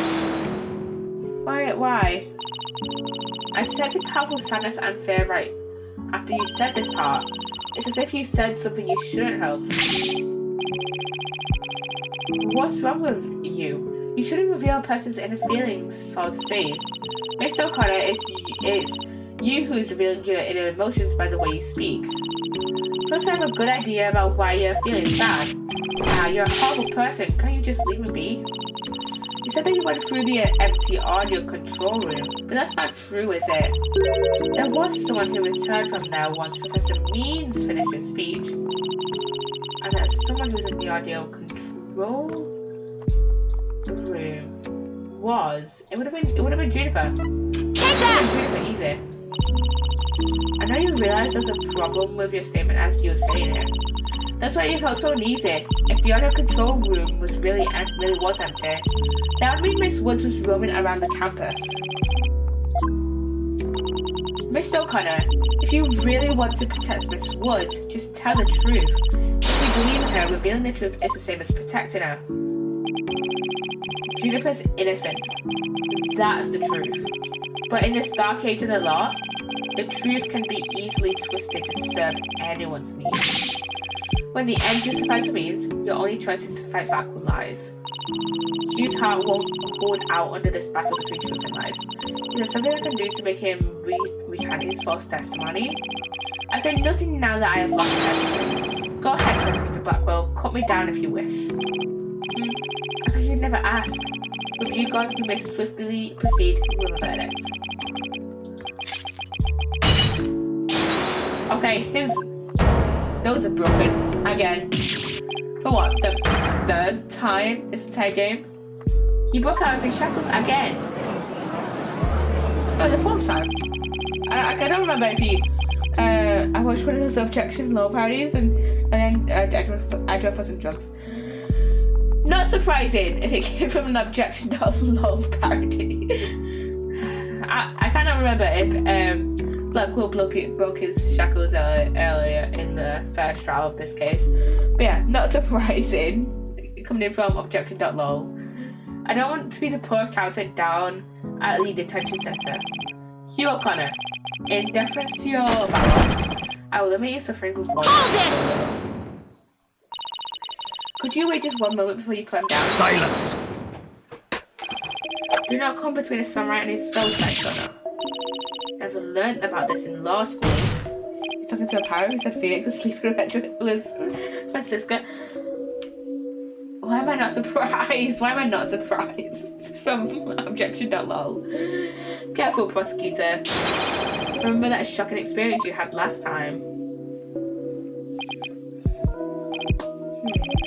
Very well, I'm going to buy the main live.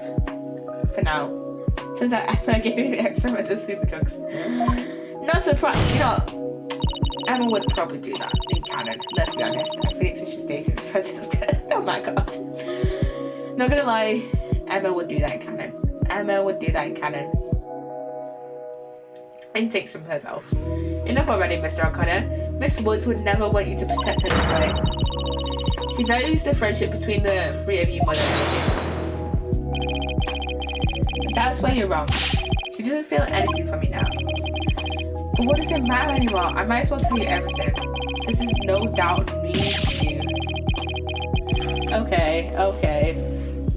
I have shit posture. This is no doubt news to you, but I am not and never was a genius. Sorry, but I already knew. Me too. Don't forget me. In all fairness, it was pretty obvious. I thought he was a genius at first, but the stuff he said was crazy. No need to rub it in. Just shut up and listen. And Tony always sits upright. Wise words for myself. Fair enough. It all started several days ago. I accidentally learned that my parents have been paying good money for my grades. But that's bribery. So the bribery wasn't Hugh's idea? All of my perfect scores were the product of cold hard cash, not genius. Even worse when I confronted my parents about it over the phone. Juniper overheard me. Oh my, what a terrible misunderstanding. I've been living a lie, I don't know what else there is to say. No genius, I'm completely worthless. A perfect 0.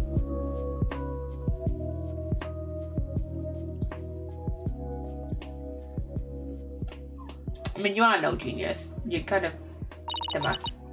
Huge. Even so, I still wanted to make it up to Juniper for disappointing her like that. That's when I wanted to clear her name by pinning the blame on me. I mean, she probably hates me now, so it'd be a relief for her to see me locked away. If you were trying to help her, then why did you testify against her? You're the ones who told me to tell the truth yesterday, so I thought if I did, it would help her. He wasn't trying to provoke us? It looks like we seriously misunderstood him in more ways than one. At the detention center yesterday, Junie was in tears when she opened up to me. But the truth is, the friendship between the three of them is still rock solid. If there were something that could help me prove that to Hugh...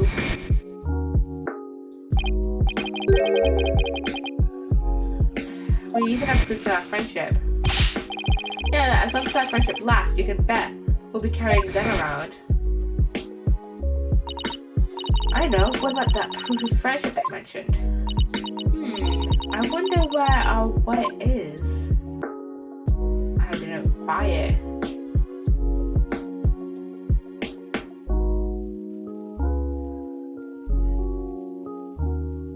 Huh. It's handmade and there's only one like it in the world.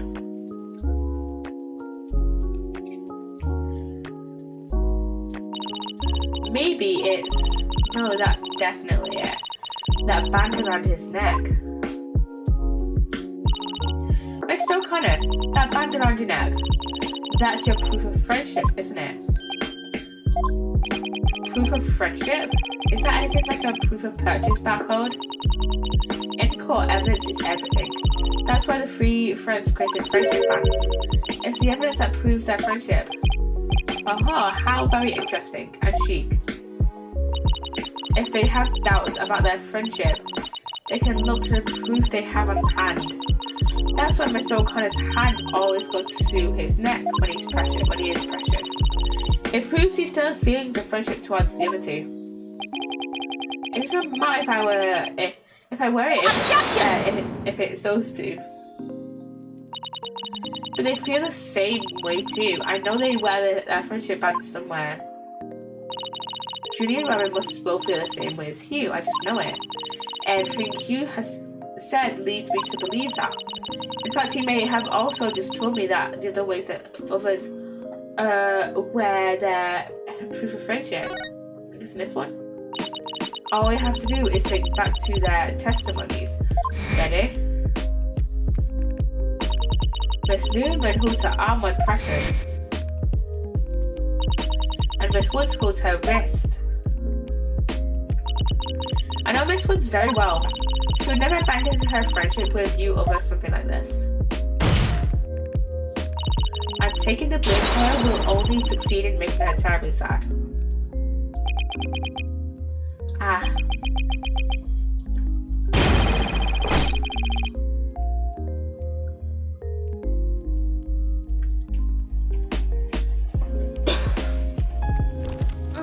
Oh, kind of a cutscene. It's our little artist, Robin. Robin, those bands of friendship that you made, just for the three of us. You may have forgotten about them, but not me.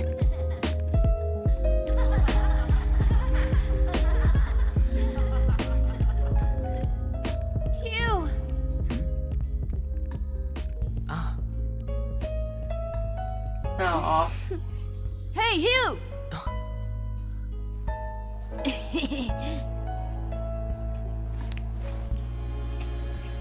And to think, I should have known better than to doubt my best friends.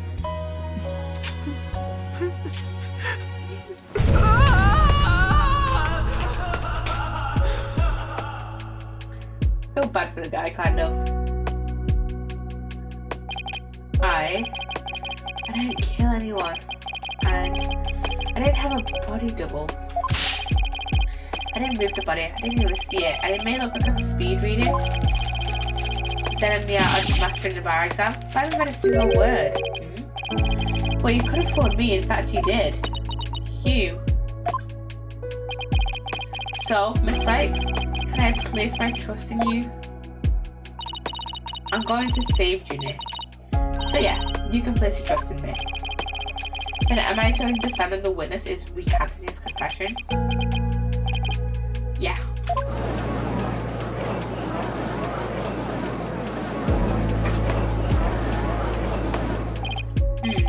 I'm most random about trial.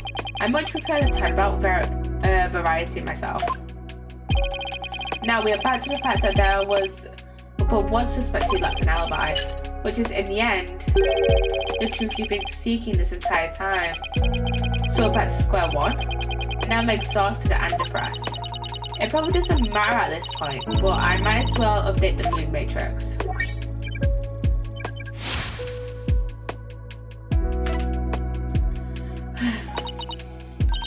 Huh? Does this mean further resistance is futile? The time for a verdict is Objection! Well, we still don't know what Professor means when do we? Because he was still missing. Please wait. What sort of devilry are you up to now? I mean, if what Hugh said is true. What if our client wasn't the only one who had an alibi? The trial would continue, right? Well, yeah, I suppose it would. But after such a thorough investigation, does such a person really exist? Yes, we found someone. It may have seemed like a major roundabout, but Mr. O'Connor's testimony has cracked this case. There's no more noise. He was telling the truth now. During the mock trial, the balcony seat opposite him really was empty, which now means there's one person unaccounted for. Bye bye, Widget. Besides you, the only person who had an alibi during the mock trial was Take that! Professor Means, Aristotle. The balcony seat was empty. That much is true, isn't it, Mr. O'Connor? That's right. How many more times do I have to say this? So basically, Professor Means was from where he was supposed to be during the mock trial. Silence! Did I remind you, every last soul in the lecture hall heard him deliver his Objection! speech? I know, and that's not in dispute here. And let me explain how a speech could be given from an empty speech. It was pre-recorded. What if the speech was pre-recorded? That's the only way the speech could have been delivered from an empty balcony seat.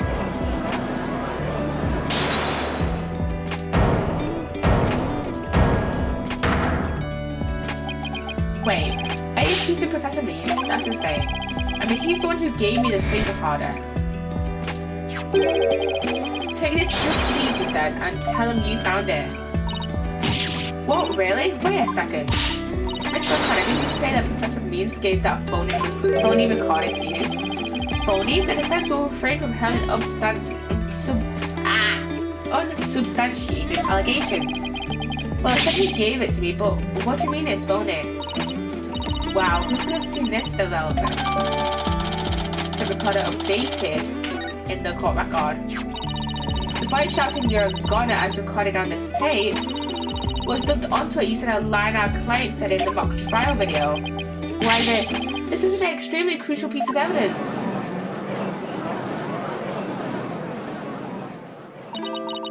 Professor Means gave Hugh the phony tape.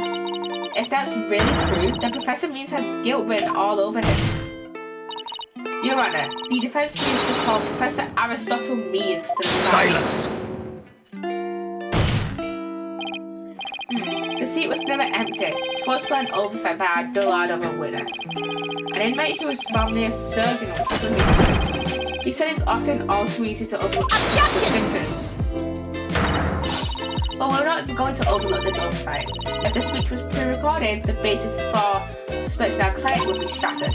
Let's check with Professor Means and see whether the empty seat was a witness oversight. A verdict without a first look into that would be inconceivable. That's enough both of you. Now, here's my opinion on the matter. While a surgeon overlooking critical symptoms is a problem, our witness oversight team must not be overlooked. Thus, as to the matter of whether Professor Means was or was not in his faculty seat, I believe we must ask the professor himself. I agree. Professor Means should be here in the gallery today. Do as you please.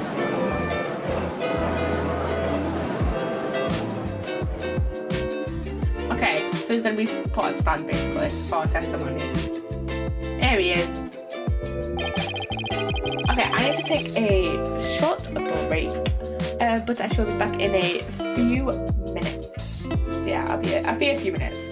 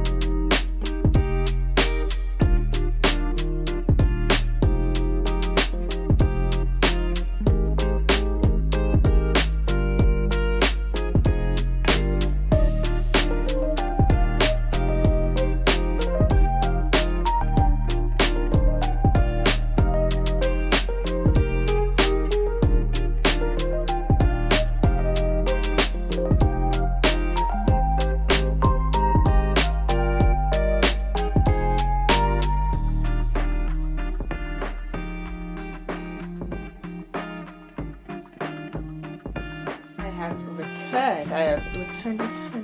And we are back. We are back to... we have to talk to Professor Means. Will you please state your name and occupation for the record? Certainly, I am Aristotle Means. I teach the lawyer course at Themis Legal Academy. And let me add that while I welcome any opportunity to assist with the trial, I don't care for this untrue suspicion. Don't worry, Professor.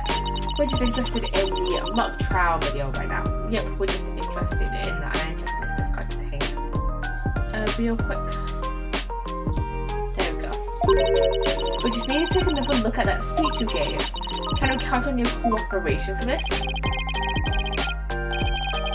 Very well. If that's all you're interested in, please proceed, Miss Sykes. We need to find some sort of evidence that shows the speech was pre-recorded. Alright, I believe we're ready. Let's roll the video.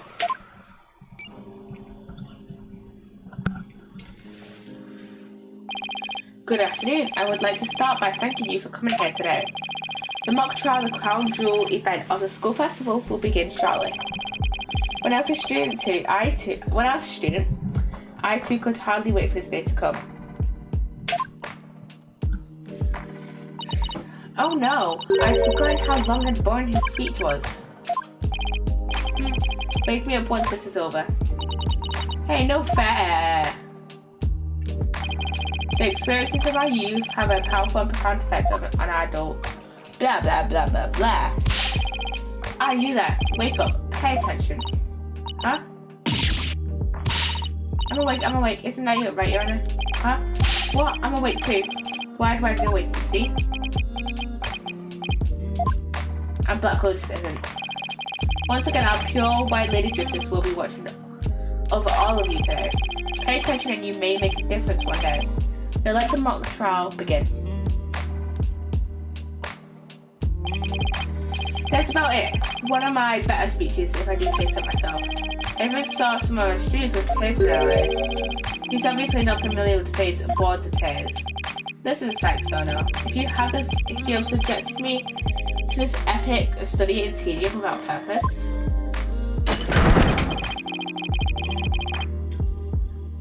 Taco will feast on your tongue after I've cut it out.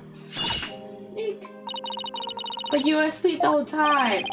Well, Miss Sykes, did you notice anything strange about that speech? Could I please hear that last part again? Once again, our pure white lady justice will be watching over all. Hold it! There, I finally found what we needed. Professor Means, I have only one question about your speech. Why is the last part we just had contradict with this? I'm guessing it's this statue. Oh yeah, because there was supposed to be the white lady justice statue there, but it was broken. The professor said the pure white lady's justice would be... What do you know for them?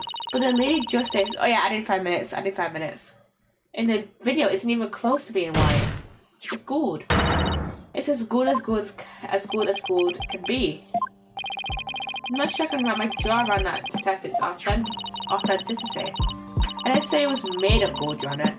Now, it's true that this statue is pure white, but it broke before the mock trial began. The one you see here is its replacement. Oh well, there's a shame on every count. Ironically, this gold statue sticks out like a sore thumb compared to the white one, meaning the professor wouldn't have made a mistake in its color if he'd been present. It seems that I have caused some confusion, but it was merely an oversight on my part. The statue was in the middle of the room. How could you not know what it looks like? Well, I was in a balcony seat. Furthermore, the statue had previously been white. I'm afraid this isn't sufficient evidence of the speech being pre-recorded. Better and so long ago, the accused was the only one to leave the lecture hall. Really? No way. There's got to be something that can prove that the speech was pre-recorded. According to the mock trial video, the speech started here and ended here. It's a little over 10 minutes, but I doubt anyone wants to be tortured again. It was only a little over 10 minutes. It felt like it went over forever. How'd you figure out how long that it was? Easy, there's a timestamp in the top right. All you have to do is subtract the time the speech started from the time it ended. The speech goes from the 10-minute mark to 20:35. Wait a second, 10 minutes 35 seconds. I could swear I've seen the same interval of time listed among the evidence. Maybe it's a way for me to use the speech time to show that it was pre-recorded. Yeah. Let me see. This. The tape has about 10 minutes and 35 seconds of noise requiring further testing. Take that! I'd like the court to take a look at this. And this is the voice print analysis that proves the voice on the tape recorder belongs to our client. Yeah, but didn't we just establish that the voice on the tape recorder was a fabrication? We did. But what I'd like to focus on is the noise that is also there. Noise? Yeah. The defense believes it resulted when the tape's previous recording was erased. And what do you hope to prove by that? The length of the noise is what's important. It's 10 minutes and 35 seconds in all. And what did the timestamp read at the moment Professor Means began his speech? That'd be exactly 10. Now let's fast forward this long-winded exercise in boredom to the end. Okay, stop. The video timestamp now reads 20:35. Based on this, we know the time it took for the speech alone. Right, subtract 10 minutes and you'll get 10:35. 10 minutes and 35 seconds. Right, 10 minutes and 35 seconds, the same as the noise on the tape recording. I assume you all understand what this means. Professor Means' pre-recorded speech had been where the noise is now. Silence! Silence? You seem rather confident considering this is a mere happenstance. Objection! But is he really just numbers? The lab is continuing their study of the tape. So far they found signs of overdubbing, but it's going to take a bit longer to recover the audio that was erased. The police are analysing the noise as we speak. It won't be long until we know what was originally there.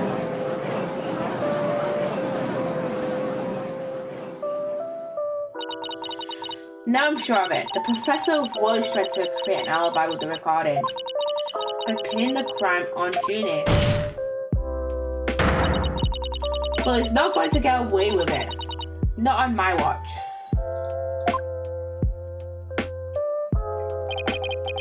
Miss Sykes, I believe you are well aware of my methodology. Even if Juniper were the perpetrator, I would vigorously defend her as per my word. And to that purpose, I offered to be her lawyer. Alas, look what's happened. Oh, I decided soon. I've stated our obvious deductions derived from evidence and testimony. Truth be told, I have no intention of testifying. I've been keeping quiet for Juniper's sake. But now that you cast this blame upon me, I have no choice but to reveal the truth. Uh-oh.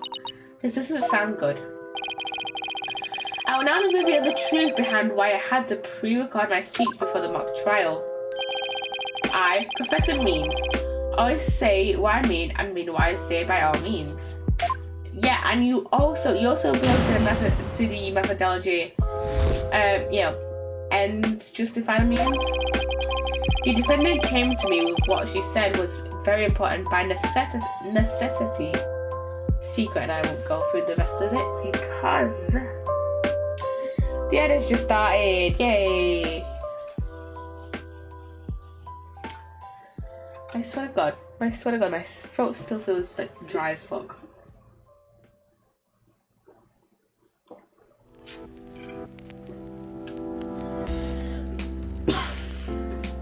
Jesus Christ. I think on Wednesday I'm gonna stream Sims for a few hours. Because I'm pretty sure from what I can remember that we are decently close to Fuchsia's birthday. Like maybe a few days away.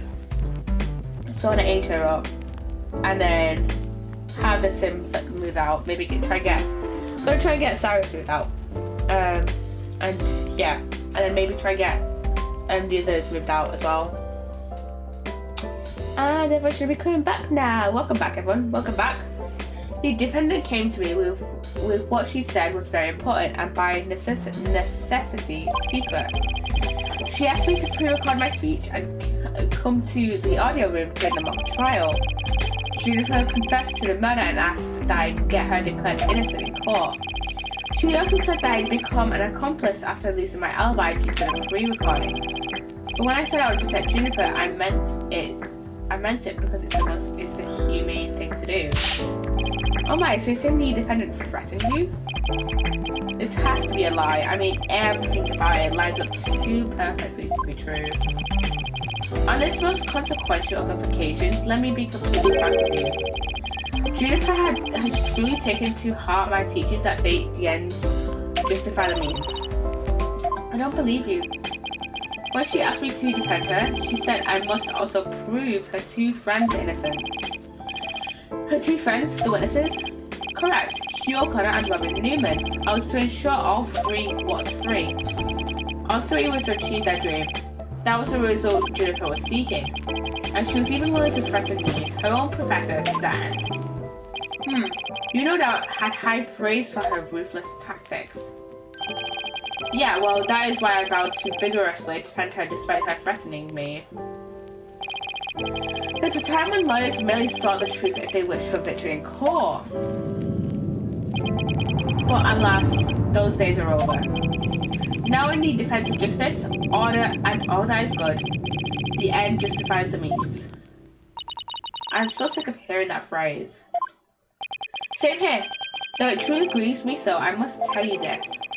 Forsake the truth if it's victory you seek. Steel yourself for this new courtroom reality. That does it. He's gonna regret dragging those dismal, depressing ideas in here. Since he's already surrendered to the dark age of the law, it's up to me to fight it.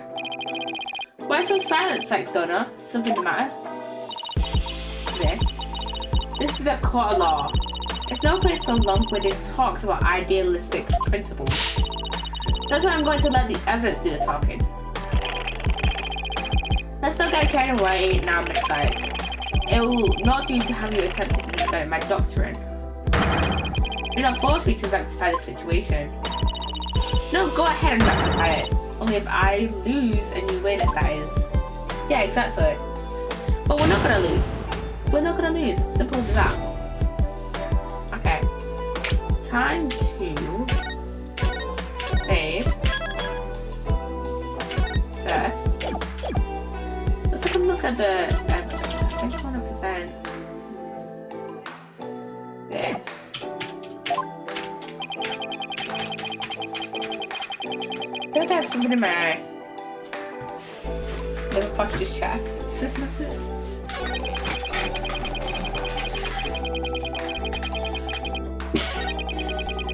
Thanks, dude. Thank you.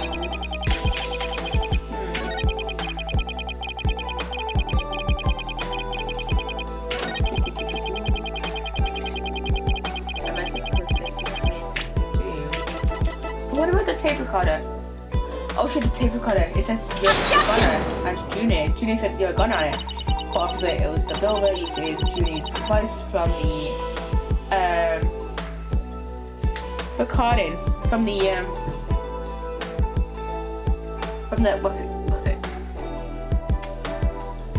From the mock trial recording. So let me get it straight, you were trying to help Miss Woods? Ha! That's nothing more than a bold-faced lie. No offense, Your Honor. Such defamation of my character and your hair follicles, Your Honor, it is an outrage. Miss Sykes will clarify her statement, but leave my hair follicles out of it this time. Yeah, of course, Your Honor. Now please take a look at this. The witness gave this tip to Mr. O'Connor. Then he slightly whispered, "Take this to the police and tell them you found it." There's no whispering, slightly, or voice involved. I simply did that out of kindness. But if you wanted to protect Junie so badly, why does it say you are a gun on it? The tape contained our client's voice. In short, it is incredibly damaging evidence. Why would it even exist if the witness wasn't trying to pin the murder on our client? They say the road to hell is paved with good intentions, but not yours. You never had good intentions, only lies to protect yourself while blaming another. You, Professor, are the embodiment of the dark side of the law. What do you mean, objection? Fuck you mean? Why, you little? You dare call my teachings and methods lies?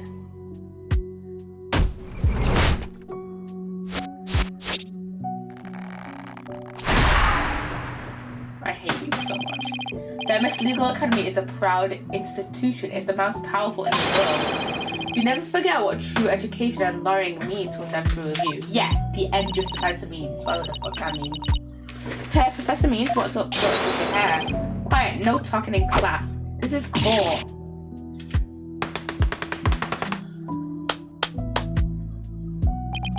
Eyes and ears up here, everyone. Homeroom is now in session. We will begin with roll call. Tia Sykes? Huh? Here? Apologists. I'm fine. I'm here. Full. The proper response is here without any extraneous information. Ouch. Here. Next, Your Honor. Here. See, class? That's the proper way to answer. Simon Blackwell. Blackwell is just done with his shit. I said, Simon Blackwell, are you here or not? There's always one, isn't there? Well then, I'll just mark you off. Now get out of my class this instant. Get out. Very well, if that is your wish. No mind to defy my homeroom teacher. Is that such a good idea? Prosecutor Blackwell is free of his shackles. Thank you, Fulbright. Haha, it just so happens I was a member of my high school's disciplinarian committee. Mean Mr. Means. Literally, it's a dickhead, honestly. Why is that really so shocking? Constabulary lapdog to teach his pet. Well, malleable mutt, you are Fulbright. Very good, Bobby. You are just under a good start and a promotion to head disciplinarian. Alright, class is now in session. Why do I have the sudden urge to go to the nurse's office with a stomach ache?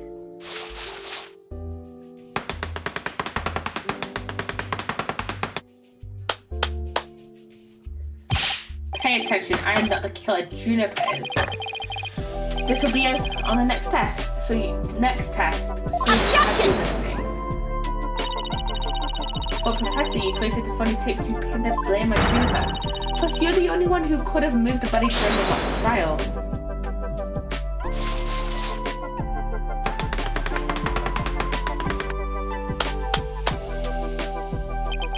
Athena, you disappoint me so. Think you would label me a murderer, Mr. Means goes slow. Real. Now pay attention. The murder occurred on the 23rd between 6 and 8 p.m. I was already at home by that time, so how could I have been involved in this crime?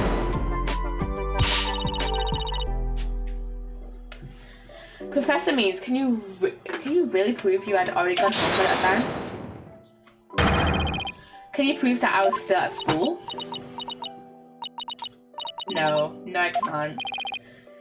So you admit it? Well, you just earn extra credit for your honesty. But you have also earned yourself laboratory cleaning duties until you graduate. I do enough of that at the office. Girls getting involved in Victory Royale and the court real. Honestly, so real. No way, man. I totally object. Robin? I can't believe I fell for the Professor's silver-tongued lies. How dare you talk about your teacher like that? I'm not listening to you anymore, man. No way, no how. Now I have a confession to make. You know those 2 statues that were on stage? I didn't make them all by myself. The statues on stage. Don't want to know where this is headed. I was able to finish one of them, but the last bell rang before I had time for the other one. So I asked Professor Means to make it for me. In other words, the professor was there on the stage after the last bell. Right, and it would have been way past 7 p.m. before he could have finished. Professor Means will start school. This is incredibly important testimony. The professor told me I would take care of it. I thought my parents would let me be an artist if I said I'd made both statues myself. I'm so sorry for not telling the truth. Robin, I mean, to be fair, the statues didn't really have too much importance before this. Quick, somebody get this juvenile delinquent out of my sight. Simon, you're head honcho among the delinquents. Do something. And who's in charge of the class cat around here? Not interested, but if you want a class in swordsmanship, Army man. Of course, only real blades will do. No swords at school, all weapons will be confiscated. Nurse, where's that school nurse when you need one? Let's see if Sykes done or seeks a showdown, Professor. In which case, you do well to draw your staff quick as lightning. Very well, then I will just have to prove my innocence myself. The real lessons begin in second period. Prepare to be served, old school style. What is that? Oh, never mind. Your testimony, please.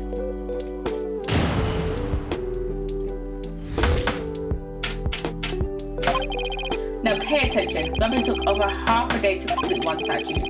I, however, finished most of the other statue between 7 and 8:30 p.m. The defendant Juniper saw the two statues with her own eyes at 8:30 p.m. Completing the statue so quickly meant I could not leave the stage until the second.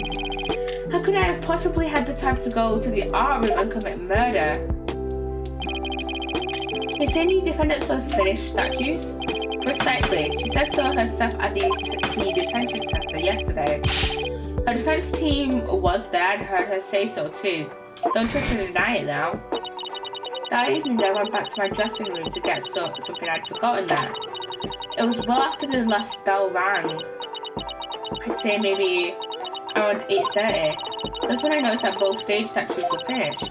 They were quite large and they were each covered with a white sheet, but I could tell. Alright, the professor was there when that matter came up. Before I address the professor's charges, I have a question for Robin. How hard would it be to complete a statue like that in 1.5 hours? It would probably take me at least twice as LONG. So personally, I think it would be incredibly difficult to finish in that short a time. And that didn't exactly have that case. But he won't get off that easy. He's bound to stumble over his slippery means.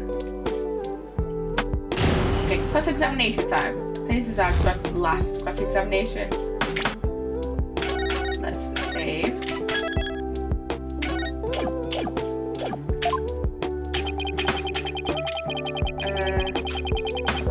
Okay. Finished most of the other statue between 7 and 8:30. Most of it, but not all of it. Juniper saw those two statues with her own eyes at 8:30. Completing the statue so quickly meant I could not leave the stage for a single second. Hold it! Why were you in such a hurry? In the legal world, your body is your capital. The early bird gets the word. That's why I get to bed at 9 p.m. each and every night. That's why I was working so fast as I could. I didn't want to miss my bedtime. Well, then it's good to see that I never left the stage. Well, Miss Sykes, do you accept the witness's claim? Yeah. I've tried everything, but I still can't prove anything. I guess I concede. I can't hear you. Say it louder this time. I can see that Professor Means never left the stage. That's right, but what took you so long? I was there at the stage the entire time. I couldn't possibly have committed that crime. I'm not gonna give up. I'm gonna give up this time. I'm afraid I have to side with the witness, Miss Sykes. And unless you have any further objections, I'll have to put this issue. Objection! Not yet. He defends. He still has an objection. Athena. You thought something? Well, as I said, not yet.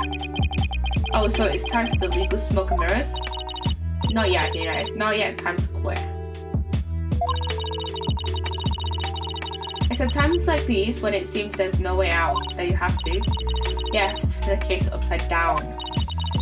Instead of focusing on whether Professor Means could have gone to the art room, I should focus on how he could commit murder without going there. It seems that young lady has a real bona fide idea. I'll use any means necessary, even casting stones, if it will distract her. What about the bird school? Sex donor. If I hear one word of the usual jibber jabber, I shall have your head. The murder occurred in the art room, yet the witness was on the stage. How do you propose to fill the vast gap between these two facts? If I accept the premise that the professor was on the stage the entire time, the only other answer that we got something else wrong, wait, that's it. Every last one of us made a huge mistake. We were totally wrong about the crime scene. If Professor Means was on the stage the entire time, then it must be the killer. Ridiculous. The defense has become utterly incoherent. No, it's just the murder weapon wasn't committed where we thought it was. Continue, sex donor. Okay, the murder weapon was actually committed here, at the stage. Take that! The greatest riddle of this case has been how the body was moved from the art room. But if the murder occurred on the stage, that means the body was never moved at all.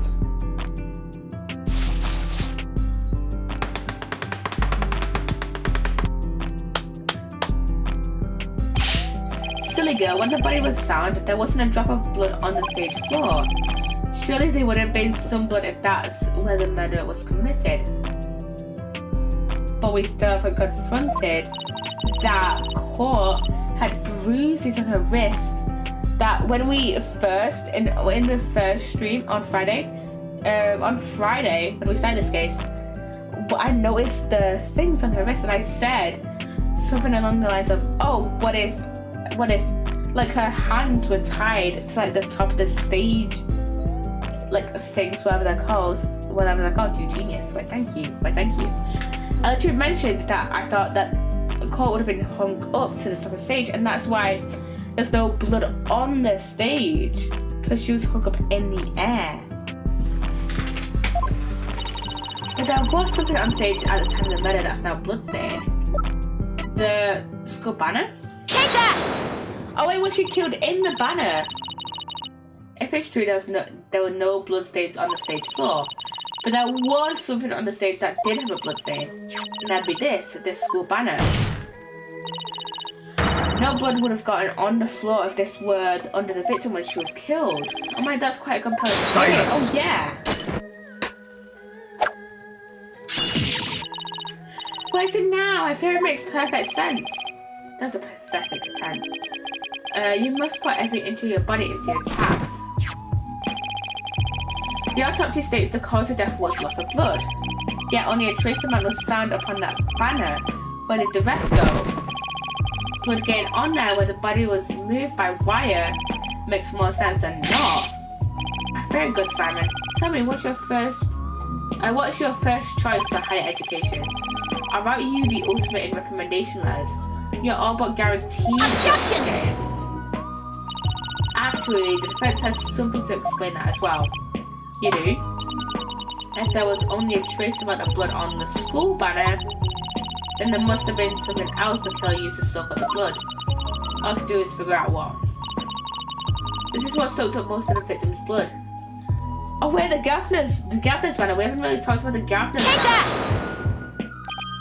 Why? It looks like there's some other piece of fabric on top of the school banner. It's the Gaffner's banner that had been specially made for the school concert. Since it's on top of the school banner, the blood would have hit it first. It could have easily absorbed most of the blood like a dishcloth. Only a small amount would have soaked through to the school banner below. So it makes total sense for the school banner to only have a little blood on it. So that banner absorbed the blood like a dishcloth. Yeah, that'll explain it. The Gaffner's banner was like a dishcloth. Surely it was at least towel quality.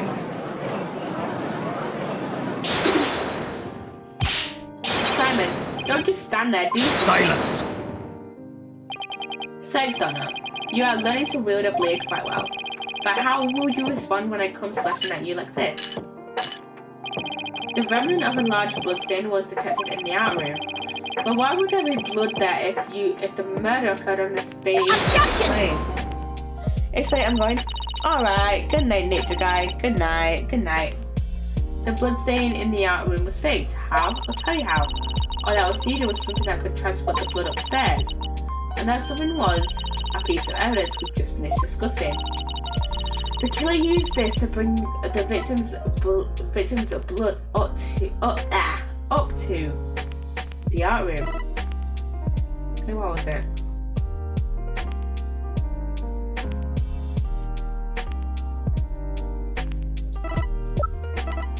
This. Take that! I think he'd stoop so low as to present mere garbage to this court. Nah, it's only garbage because someone tried to destroy it by tossing it to the incinerator. That someone was most likely the killer seeking to get rid of crucial evidence. The killer used the wire to bring the blood-soaked Gavner's banner to the art room.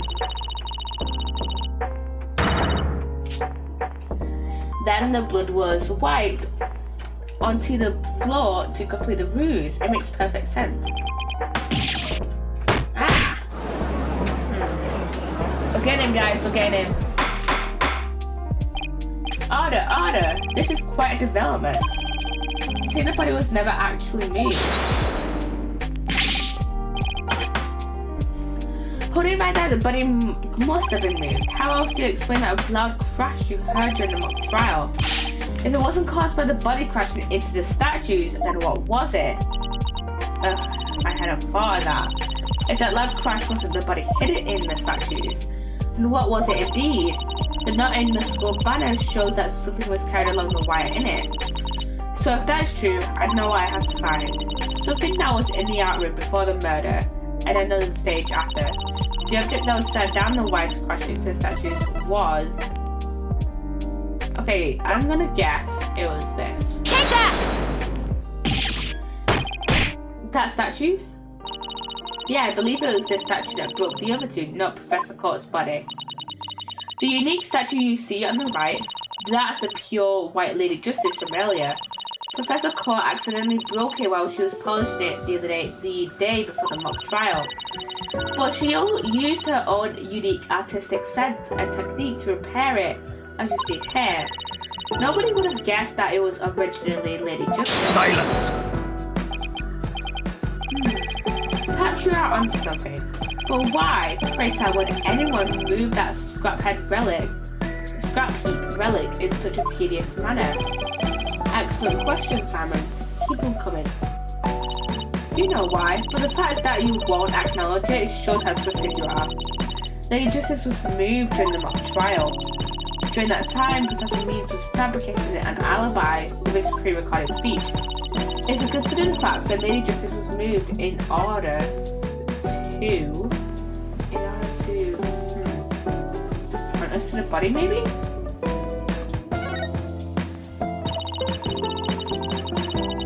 Professor Meads used his pre-recorded speech to fake an alibi during the mock trial.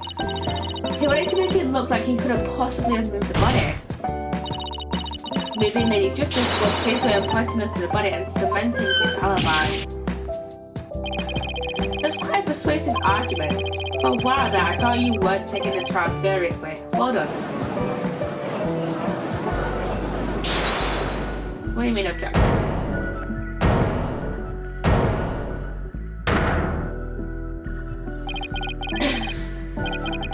You should never underestimate me, Athena Sykes.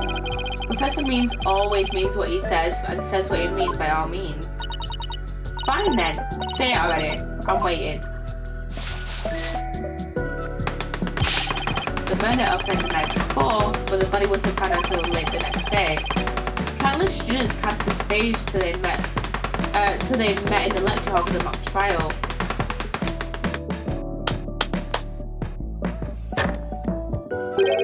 So answer me this, why didn't anyone see the body that entire time? That can be explained by if the victim was murdered on the stage and left there, the body would inevitably have been discovered. And of course, there was nowhere to hide a body upon that stage. This is not good, Athena. Our claim is this close to being beaten to a pulp. I know, but we've come so far. Consider yourself schooled. I could not have possibly killed anyone. The killer is none other than Juniper Woods. It always has been and it always will be. Just wait a minute. Yeah, wait a minute, dude. Poor Juniper. She must seriously regret having asked you to defend her. Ugh. And to add insult to injury, you nearly had Hugh convicted for murder. Surely you haven't forgotten that little fiasco.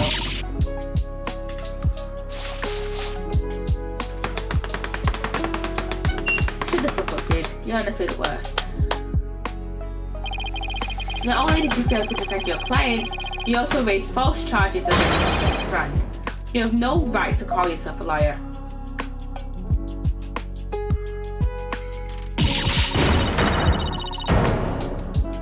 This guy is the worst, honestly. It's just the worst. But if this trial proceeds in the same manner and ends in the same way as the mock trial, would you not lose everything you've worked so hard to gain? Well, I'll just have to make sure that doesn't happen then, won't I? Don't tell me I failed once again. Failed to save someone near and dear to me. I've worked so hard to become a lawyer and even studied psychology. Has it all been for naught? Am I just doomed to relive that all over again? God. Athena? Athena, what's wrong? Breathe in. Breathe out. Breathe in. Relax, Athena. Breathe. It's not working. Everything's going dark. After all I've done, is this how it ends? Forgive me, Junie. I'm gonna protect you like I said I would.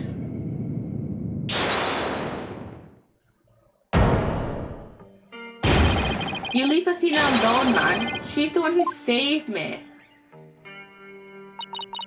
It was because of Athena that I could stop hiding and start living my life as a girl again. And she saved the friendship between Hugh, Juniper, and I. I think you're an awesome lawyer, Athena. One of the best. But I raised false charges against Hugh. And that's not all. Those are seriously unforgivable things. Hugh? What's the big deal? False charges are nothing to be scared of. And I'm not even mad at you. I should really be thanking you. You used the legitimate means to expose my wrongdoings and give me a chance to re-examine what's important.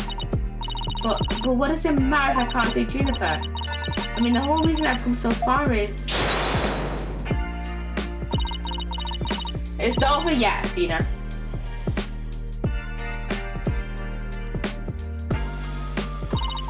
Even now, at this very moment, I still believe in you.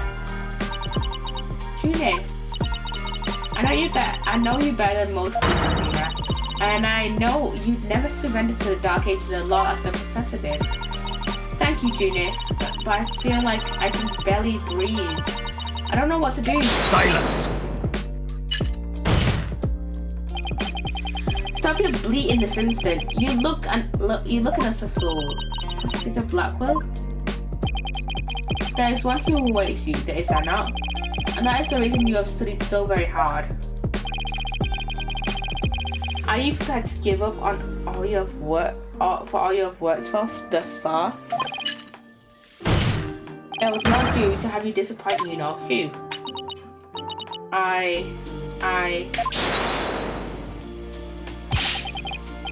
You're wasting your time. You have nothing on me. No evidence or anything else to establish my guilt. You are helpless for the might of life in the end justifies the means. Objection!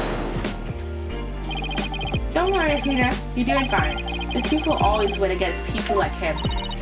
But Apollo, what am I supposed to do now? Listen, All you have to do is take a deep breath and look back over the entire case.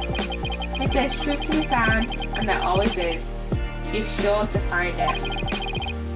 Now let me see you smile. Remember what Mr. Wright said? What did Mr. Wright say again? Oh shit, yeah, the advice he gave Mia then. The advice Mia gave him even.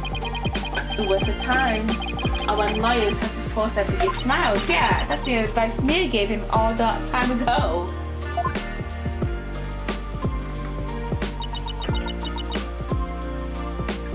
Robin does it. Thanks, everyone.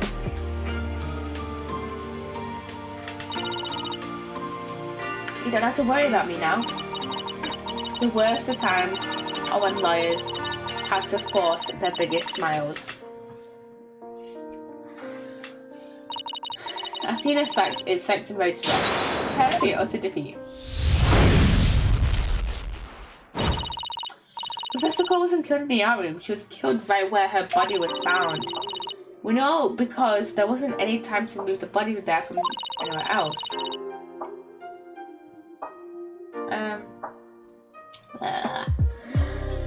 That means the body had to have been hidden somewhere on stage until it was found. Let's think about along these lines and see where it takes us. First up, when did Professor Means remove the body from its hiding place? Let's see. What was he doing right before the body was discovered? He was using the span of time his fake alibi created to move the body to where it would be more easily spotted. Therefore, the only time Professor Means could have removed the body from his hiding place is during the mock trial. It was during the mock trial specifically. Well, Junior was in there, maybe? Junior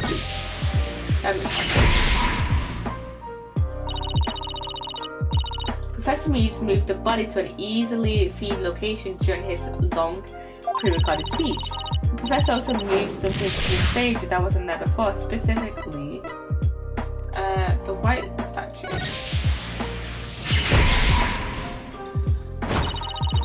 During the mock trial, Professor Means wrapped the White Lady Justice in the skull banner and sent it zipping down to the stage with a crash, killing two birds with one stone. He drew attention to the body and made it look like the murder occurred in the art room. But was there anything to hide a body on the stage? Doesn't seem likely. No, there had to be someplace. Wait a second. How about something that should have been finished but only was mostly done? Something was used to cover the butt of the body. But it didn't draw undue attention because it looked like it belonged there on stage. In that way, no one would suspect there was a body hidden inside. Both already on the stage are capable of concealing a body. I'm gonna say the right statue. Because that wasn't finished. That was the one that wasn't finished. The body was hidden by right statue. Oh I know, the Mr. Right statue was never actually finished. The body was wrapped under some cloth to hide what it was really inside, cleverly disguising it as the busted statue.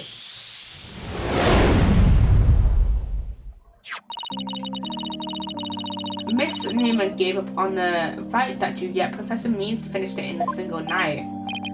Yeah, what an impressive feat that was. Now his so-called work of art deserves none of our praise.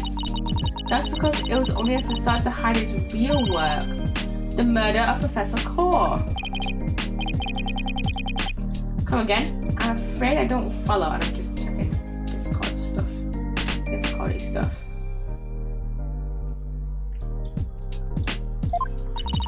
He hid the body by making it look like the statue of Mr. Right.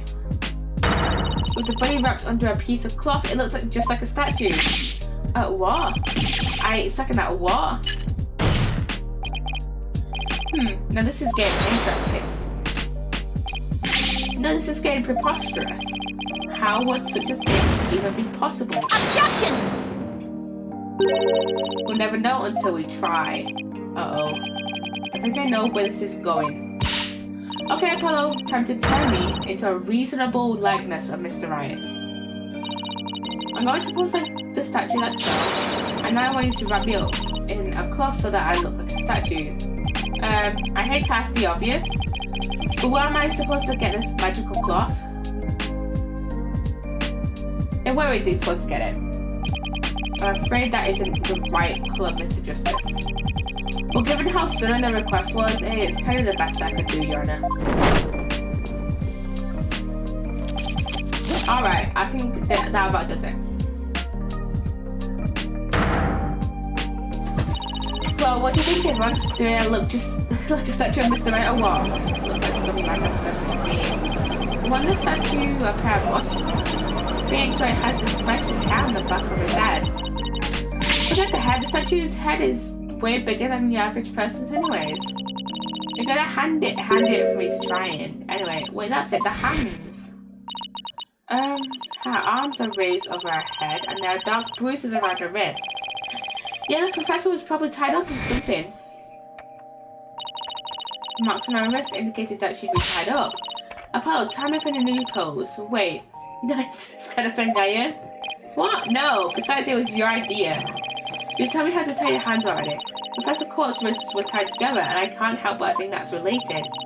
How should I arrange myself to match the shape? I want, given her hands were tied behind my head. That's the best way. Apollo, tie both my hands behind my head. See, this makes it possible to fake the spikes on the back of Mr. Wright's head. Sure, but then what about the statue's arm? With both arms behind your head, you can't exactly complete the pose. Yeah, it'd be awfully hard to make the objection pose like this. I can't help but thinking you've forgotten something, Athena. Something on the body that you don't have right now. What did Victor's body have that I don't? The arrow! I knew it. Take that! The arrow. Alright, there's an arrow sticking out of the side. Okay, Apollo, take that and plunge it into my side. What, are you crazy? Fine, then let's get some duct tape. Rapido, Chanel. Alright, I don't need to know other languages to know bossy when I hear it. Black Hole is just like, what the fuck ever. The fatal arrow to the side. Spiky hair created from 2 hands. And a masterpiece in the making. Now cover me with that cloth. But remember to make the arrow stand out, okay?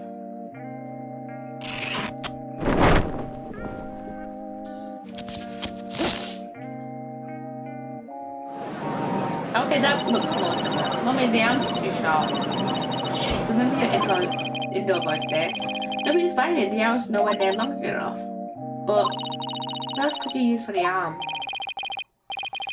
Still won't give up, eh? I must commend you, if only for your spirit and determination. Of course she's not giving up. After all she's put me through, she owes me an explanation. And one that makes sense. Now, disappoint me again and the penalty will be doubly painful. Yes, I'd better get it right this time. Think, Athena, think. Professor Cole was murdered when she stopped by the stage to see Professor Mead. If it wasn't premeditated, he must have used something close at hand in his little ruse. Apollo, show me those stage setup photos again. Like that, right now? Okay, hold on. Please be in this photo. It just has to be. Yeah, the Mr. Right statue is really right here. I'm guessing this? This, maybe? Take that! Got it. I know what you used for the arm on the statue of Mr. Right. It's absurd. There's no such thing in this photo. Ha. Don't play dumb with me, Professor. It's the staff you have right there. Staff, this is the spear of a great legal warrior. Whatever, just hurry up and lend it to me.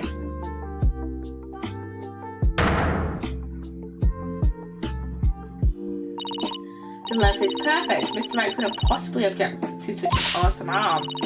Okay, go for it, Apollo. Sure, I'll give your arm a hand. Cloth and binding coming right up.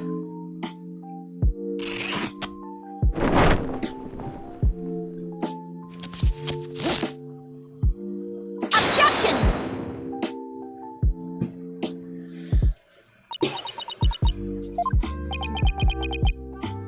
As you can tell, I have hay fever. Kicking my ass. It's Phoenix, right? Look, it's that famous lawyer. That's definitely him. I know that post anywhere. We did it, didn't we? Well, am I not the spitting image of the legendary Phoenix, right? The man who will bring us out of these dark ages and into an era of brilliant golden light. Golden light, all I see before me is the pink scepter of a man. Ha ha ha ha ha. That's just because Mr. Wright lets his statue, he's positively tickled pink. Get it, hello? He's tickled pink. Well, that joke deserves a pink slip. It seems the gallery is quite impressed with the defense's sharp thinking and the witness. But the resemblance is nothing more than Objection! Not so fast there, Buster. Unfortunately for you, I can prove my theory to be more. What did you say? What did you say? I can prove my theory to be more than mere coincidence. To prove that his spear was thrust into the victim, all I have to do is test the spear for blood. We had to assume the victim's jagged wound came from the arrow being forcibly shoved in. But if the wound was from this spear instead, then we should be able to detect traces of the victim's blood on it. Your Honor, a brief recess, if you will. By any means possible. What if I get rid of my spear? Wait, what if I burn it? He's guilty as fuck.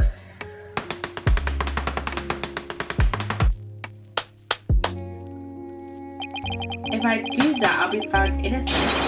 Yeah, I'm innocent. Objection! Sure, you don't expect us to take lectures from you now. No, I ask you in the gallery. Help me decide the professor's fate.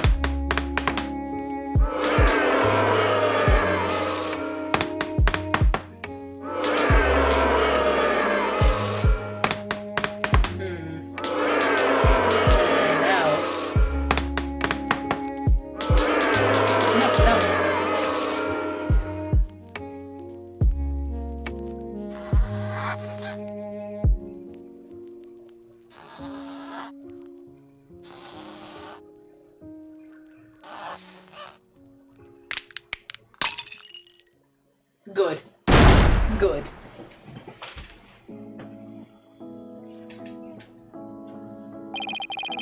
Prosecutor Blackwell, what has become of our witness Aristotle means?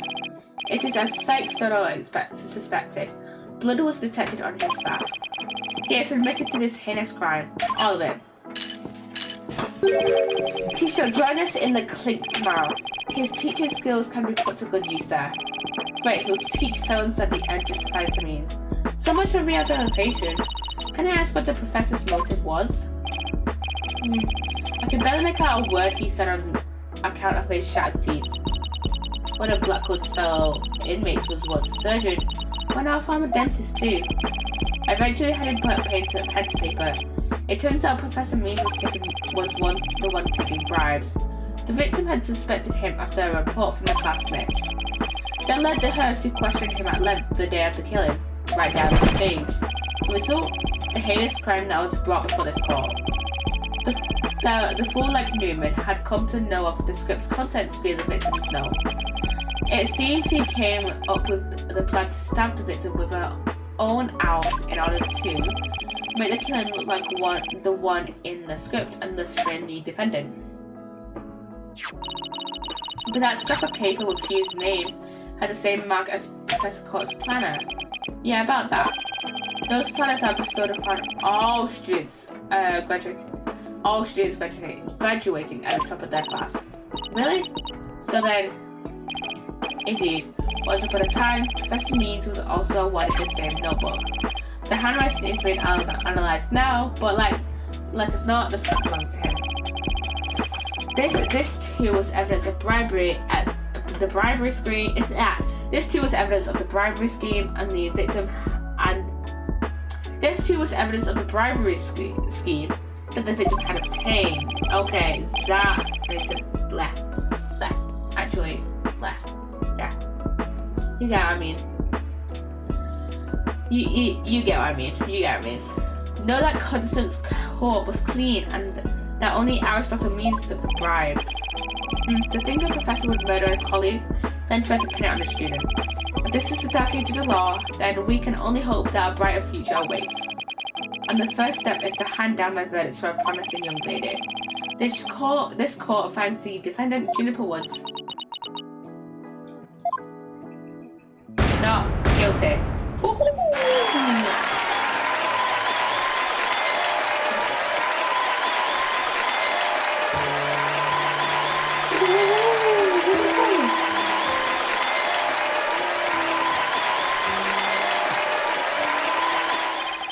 I wish you all the best on your road to becoming a courtroom judge. We will need young people like you, if we ever hope to restore the law to its former glory. Yes, Your Honor, I'll work as hard as I can.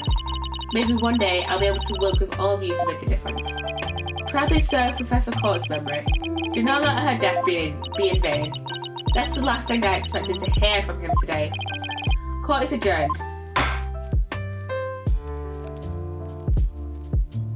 Ooh.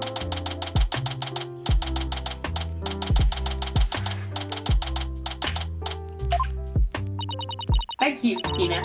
I really mean it. It was nothing, really. I could take the biggest tangled mess of a case and unravel it just like that. I don't know. He looked pretty wound up there at the end, literally and figuratively.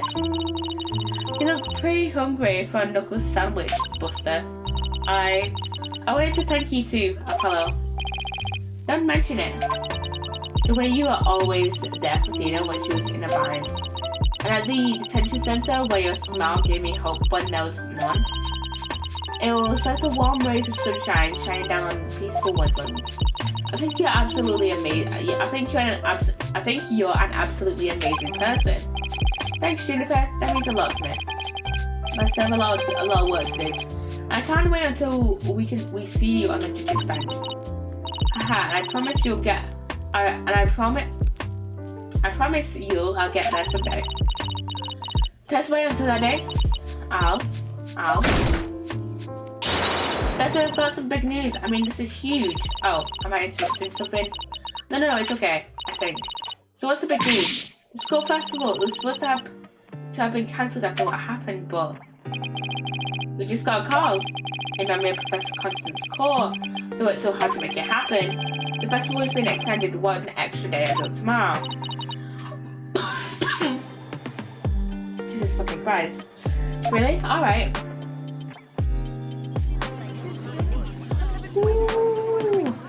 Alright. Oh wait, that's Juniper. I thought for a second that was the last one I remembered. We've got a special treat for all of you. A love letter for Themis Legal Academy. Achtung, baby. It's time for the guitar serenade. It's Themis, not Themis.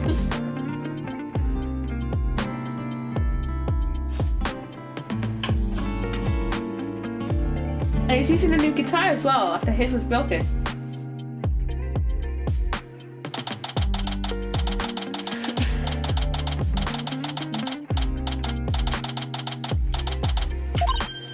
Wow, that was so much fun. School festivals are amazing. I think you and Robin are getting a little carried away. Aw, your singing voice, Juniper. It could melt my H-E-A-R-T. Mr. Wright, thank you for that training somehow. Just remember, the objection pose is all about attitude. Oh, congrats on your mock trial win. Although Robin had you for a while there. I did, didn't I? But I'm just glad we're back to how we used to be, thanks to Athena. And you know what? I think I'll stick with becoming a prosecutor after all. I'm going to make up for my mock trial loss by winning the real deals in court. Mock trial loss? What loss? Wait, did they reprise the trial in Q1? Level-headed lawyer course genius and hot-blooded prosecutor course student. We'll go head-to-head in a mock trial battle for the she-devil's black heart. So, does this mean it's really gonna happen? Juniper, there's something I've been wanting to say to you. Huh? Oh! Is he gonna do what I think he is? Juniper, can we still be friends? You know, best friends like we've always been. Huh? Best friends? You weren't you going to confess your love for Juniper if you won the mock trial? No, I was going to confess that I'm not a genius and that I'm really 25 years old. But you already dragged it out of me during the trial. Whoops. Listen, Hugh. You too, Robin. Miriam. Me too. Miriam's got this tactical espionage action stuff down to science. I've been thinking, it's up to us to put an end to the dark age of the law if we can. Let's all work together to usher in a new age where winning only results from the truth, and the end never justifies the means. Count me in. I wouldn't have it any other way.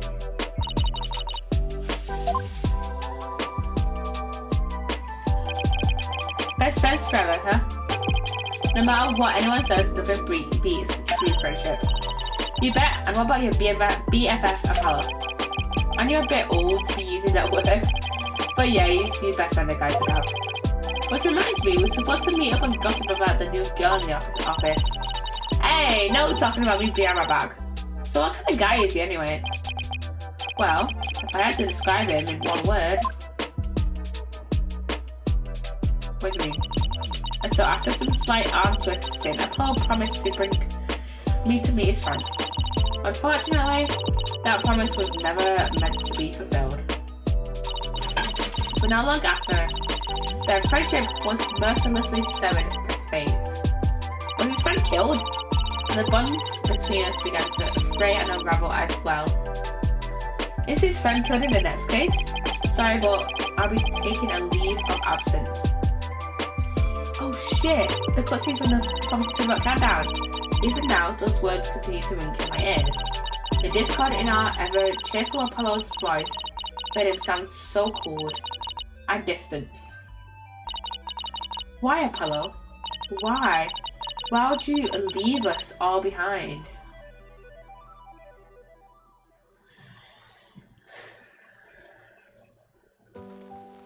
And that is the end of Turnabout Academy.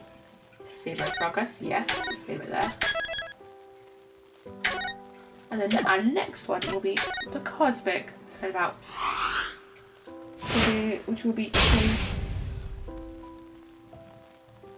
4. Case 4 out of 6 will be our next one. Well, I hope you enjoyed this stream. I'm going to go raid out to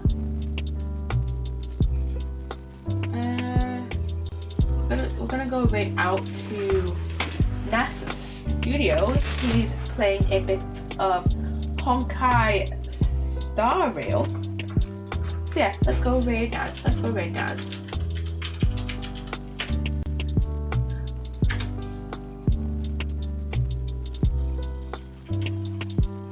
Yeah.